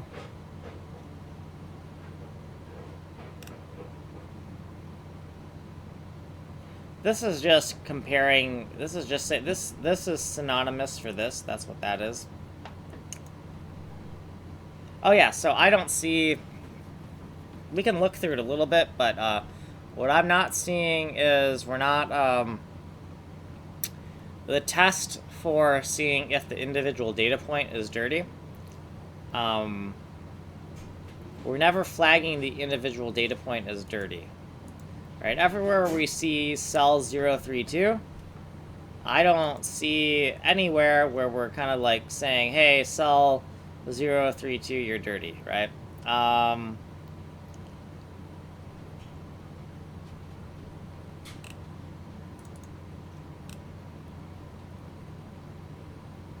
Or it could be, actually no, it is dirty conceptually. This is setting it to 000, so that's marking it as clean. Is that supposed to be clean? Where are we? We're erasing stuff, so this is the clearing function. Force clear, okay, yeah. So cell 032, I don't see it set anywhere. So now the question is, when we're kind of like marking stuff as dirty in dirty sector update, are we effectively doing it, are we doing it correctly for all the other dirty flags, but not for the conceptual is dirty 3 flag, right? Are we kind of missing that one? So if we look at our little diagram, right, are we doing this correct, doing this correct, doing this correct, but then forgetting about this guy right here, this conceptual is dirty 3 for the actual data point? Is that what we're doing incorrectly, or are we missing it all, right? So let's look at here. So we got these like XY tiles. Okay, sure, whatever. I don't remember exactly what that is, but okay, they're the tiles at the different nesting levels, right? Okay, that's what they are. So if we look at these, the XA is level A. It's the tile over here. The B is the tile over here, and the C is the tile over here. Okay, fine. And we are never marking the correct things as dirty. That's what's happening. So let's take a look at, okay, we got a is dirty 0. We got a is dirty 1. We got a is dirty 2. But you know what we don't have here? We don't have a is dirty 3. So where the hell is our dirty 3? Why is it not here? 0 is dirty 1, is dirty 2, and no is dirty 3. So I think that's what we're missing here. That right, it said that the data point is so I'm gonna assume that it thinks the data point is If this is the case, what I think is it says is we got to look at the message again. But I think what is happening is it thinks that the data point is clean, but it's, well, if I thought the data point was clean, then we wouldn't have a problem. Now would we? It just,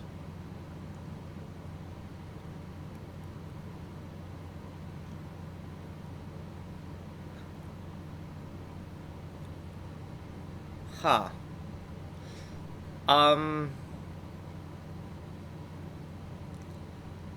Well, okay, well, where is dirty 3 here? Are we marking...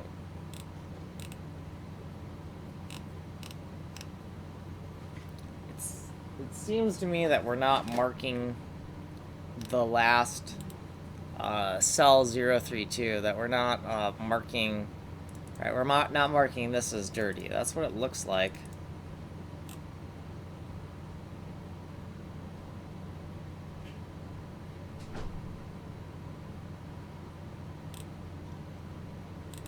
Oh no, here's is dirty here. Okay, so no, we're doing it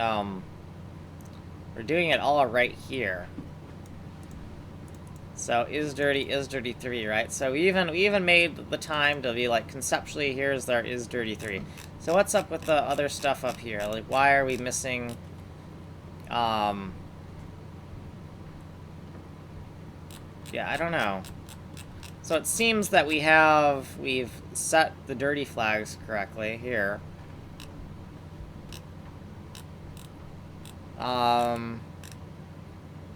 Okay, yeah, so we've looked at that enough, I think. So let's go back to with the function where we're kind of like trying to figure out what's going on.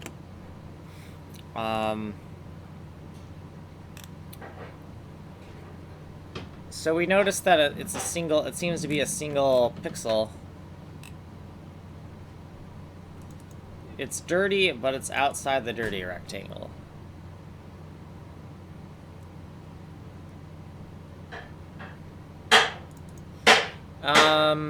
It might be helpful to know what the actual point we're looking at is, right? We're looking at some type of point that's supposed to be outside of that dirty rectangle. What is the data point? What is that data point that's actually outside of that rectangle, right? Where's our comparison with that rectangle, right? Because we're printing out the rectangle, right? But when did we ever... Oh, upper left is 52 and 320. Okay, I see it. So over here. Okay, so we are printing it out. It's down here. So on the X, it's outside of the dirty rectangle.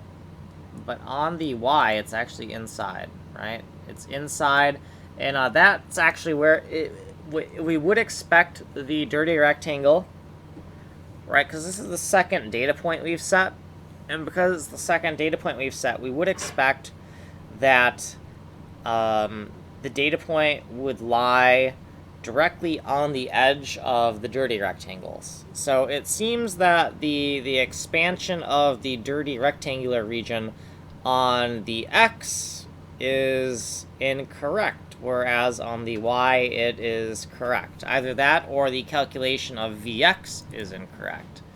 But something about the X's... let's look at Vx. So, Vx, where are you being calculated? Is Vx being calculated incorrectly? It doesn't look any different than the other one, right? Vx equals the Tx and the XX and the Vx, right? So these guys look consistent, right? TSV, X's, Y's, 120, 128, 32, and 2. So that seems consistent. Now, the next thing is, well, maybe the TX, SX, and VX calculations are wrong. Maybe these actual calculations are wrong. So, so we gotta figure out, well, where is TX and all that stuff? Where is that calculated? So TX, that makes sense. We're using 4. SX uses 4. SY, VX, VY.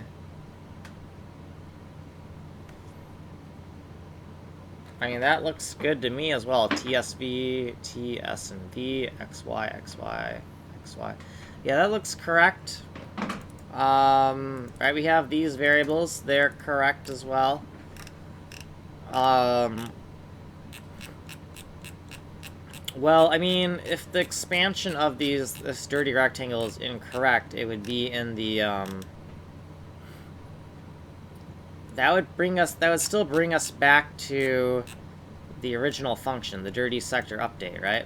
It would bring us back to here, where we're kind of looking at things and we're using the min and max functions, right? We're using the min and max, and something about the x's. It's the x's, right? It's the x values, right? So let's look at those x values.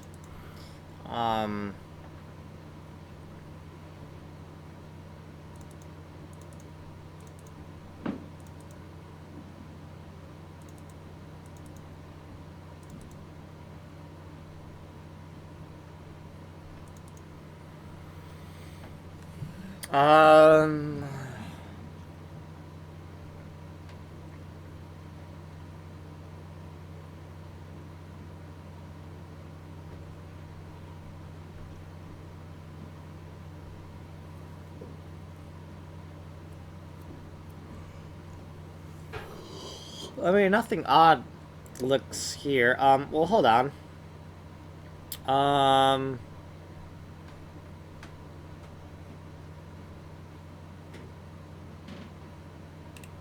So this seeds it.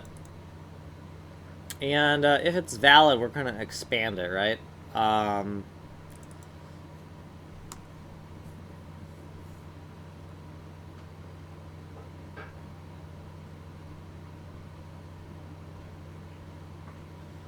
Maybe my min-max logic is wrong, right? Maybe I'm making a logical mistake here. So I want to draw this out for a second. Like maybe there is, right? So we're saying, like, you know, if there is a rectangle,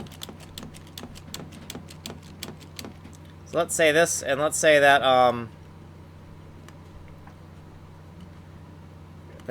we have like the x0 is here,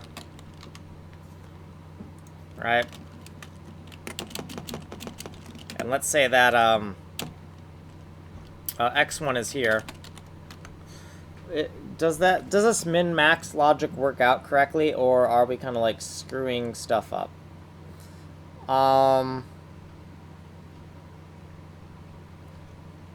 If we have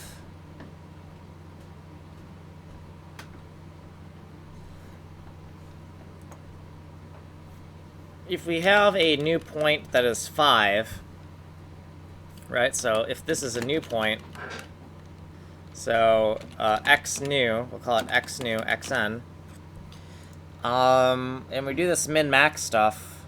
We do min between this and that, and we get this, that's good.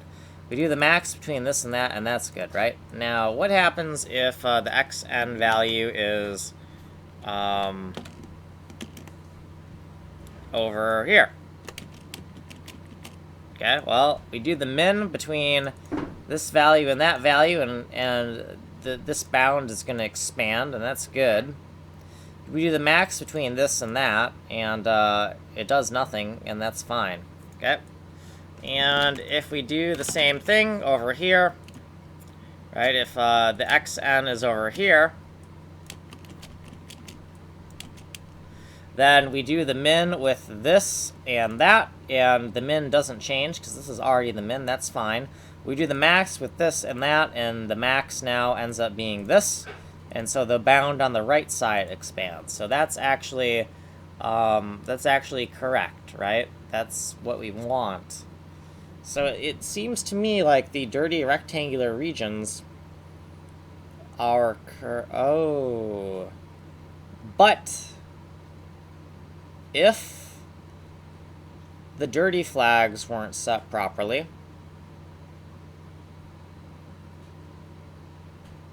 if the dirty flag wasn't set properly here, then we would end up with that 4x4 region, would we not? Yes, we would. So are we making a mistake where we're looking at this dirty and it's not getting set?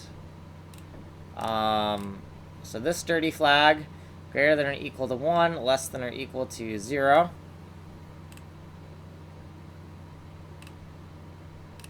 Greater than or equal to 1, less than or equal to 0.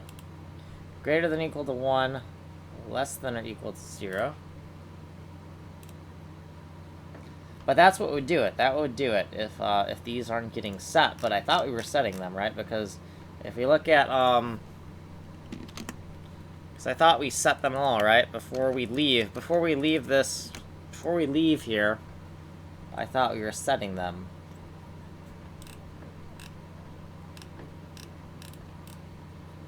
Well, hold on. So, is dirty 0, 1, and 2?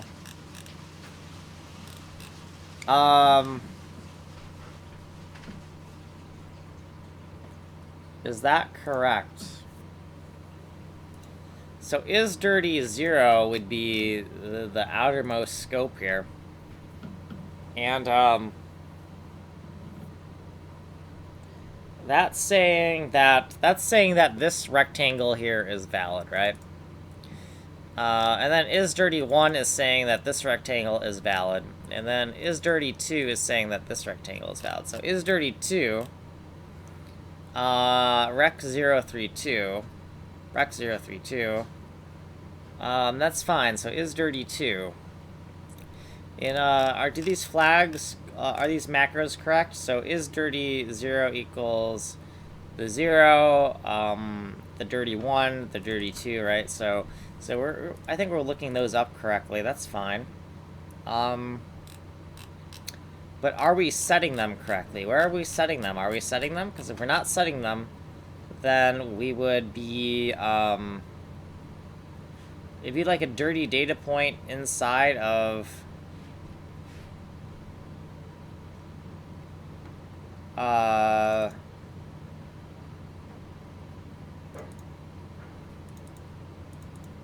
mean, it looks like we're setting it all right here, and then this LD dot is dirty. Unless we somehow screwed that up. So it's like if I did something weird with my pointers, right, then that could cause the problem. Right, like if these are not what I think they are. So LB is a pointer for some reason. Why are you a pointer?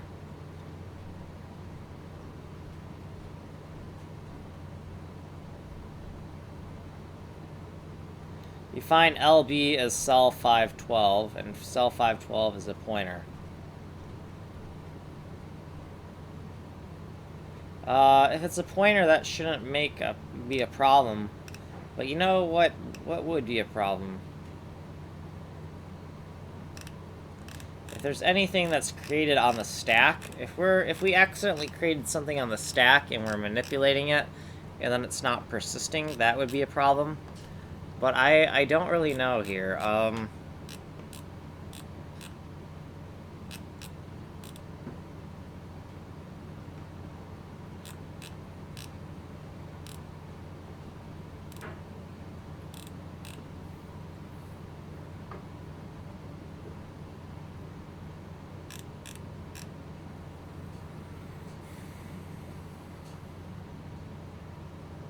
Okay, so the way we should probably fix this test is we need to back up here and do something simpler, right? So this arbitrary point test has led us into some type of problem, and we don't know exactly what it is, right? So we need to make a marker here, and then we need to go to the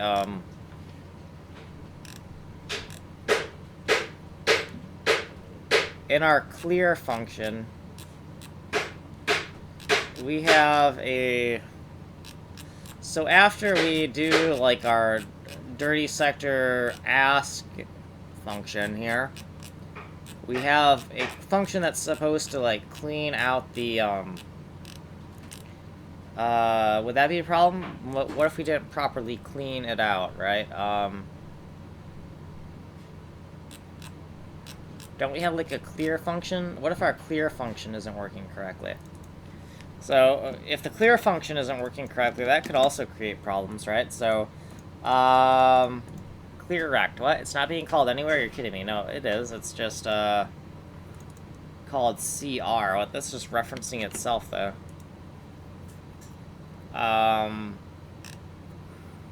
Force clear for unit test. So, clear rect, and then we reference it here.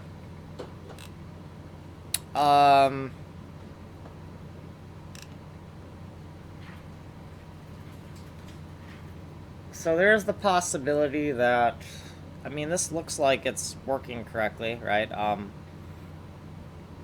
So clear rect, clear rect, clear rect, is dirty 0, is dirty 1, is dirty 2, right? So, and then d1.d2.d3, 0, 0, right? So that looks like that clear is working correctly. And then clear rect, it must be just for a single inclusive rectangle, yeah?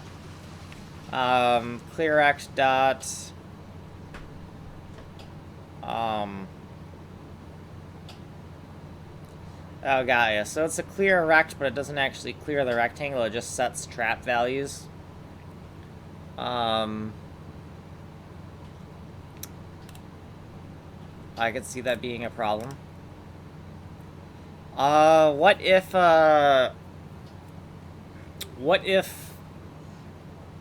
the clear rectangle isn't functioning properly, and no, because we seed it the first time. If it's not, if it hasn't been dirty the first time, then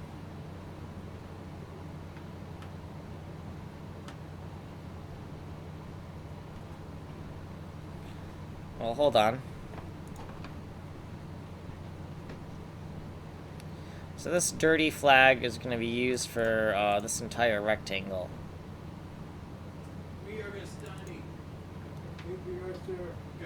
Okay, so I don't know. I don't know what that is. I don't know what's going on there. But one thing I do want to do is, even though I don't know exactly what's going on, we're going to take force clear for unit test. And we're going to use that, actually. I mean, I don't know where else we're using it, but in our unit test, we have this arbitrary point test, and it's giving us trouble, right? So we want to back up a bit and be like, okay, we got this problem. Let's try to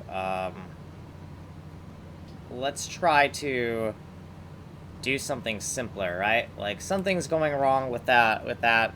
Maybe there's some more things we can deduce. For example,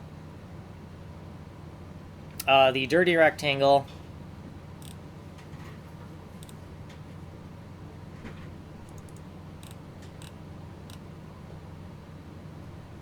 expected and actual. Right, so we were trying to expand the dirty rectangle, and that's where we got the problem, right? We tried to put one more value on it, and then all of a sudden it just explodes in our face, right? That's what's happening.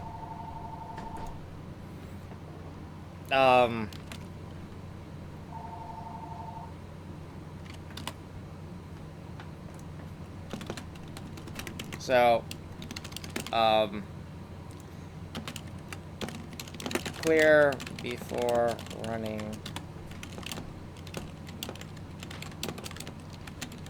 So we want to clear this area before we run this group of tests. Let's make sure that I didn't screw anything up. Well, worse than it's already screwed up. And what we want to do is we want to try to run this test code with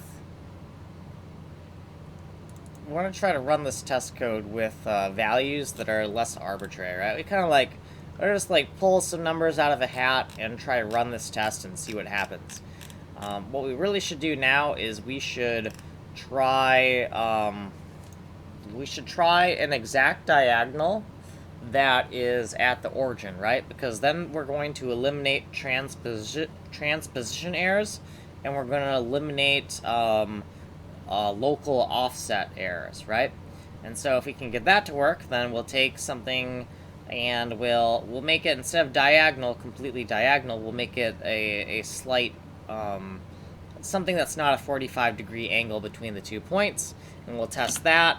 And then we'll test with like offsetting, so we're not at the global cell. So what I mean by this is like the first test we need to do is we need to set the first data point within, we want to target here, and then we want to target here, and then we want to target this cluster of 2x2 cells right here. So that way all of the math for calculating where the dirty rectangle is doesn't have to account for any local to global offsets, right? So if we got the global to local offset math incorrect, it won't matter, the test will still pass, right? But then we'll do one more test where we actually, you know, offset by going to these cells here.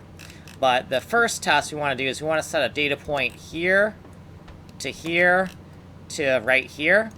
And then the next thing we want to do is we want to target these same cells at the 0, but instead of setting right here, we're going to set like the next pixel down and set those values, and then we're going to see if the dirty rectangular regions are correct or not, or if they have, or if it still reports back it's wrong, right? So we want to test simpler things that might not fail, which is kind of weird because I thought we want to make sure the tests fail so we can find things that are wrong. But we also want to find out things that are correct with the code. No. I already ate food. Okay, so yeah, we wanna figure out what is wrong. We want to figure out what actually is going to run, right? Because if we can, right, we already know this is failing with these arbitrary numbers. But if we take numbers that are only in these cells here, and it just works, then right, these cells, if we take numbers that are just in these cells and it works, then we'll be able to hone in onto where the problem is, right? Yeah, I think we should try that, but I'm kind of tired, so try that later. But let's make sure we can at least commit our code or something and git bash here, git status, git add dot, and then where are we? We're in the oh, that's not good. Why do we have red?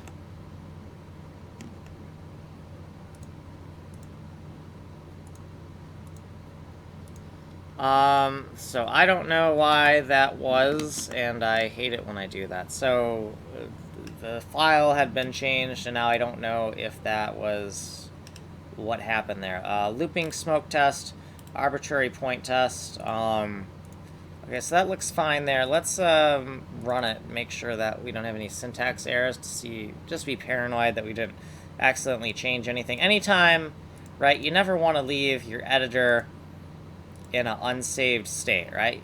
You mess around, you make some changes, you never want to leave one of these tabs red, because then you don't know, maybe you accidentally slipped on the keyboard and deleted something, and trust me, it does happen. So so I think that's good. Let's and what file is this? Taudirt? Okay, so git bash here, and we're gonna do git status first. Git add dot, git commit dash am, to do more,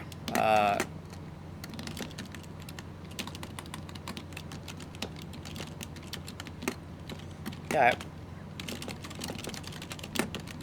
Okay, so we're gonna test that out.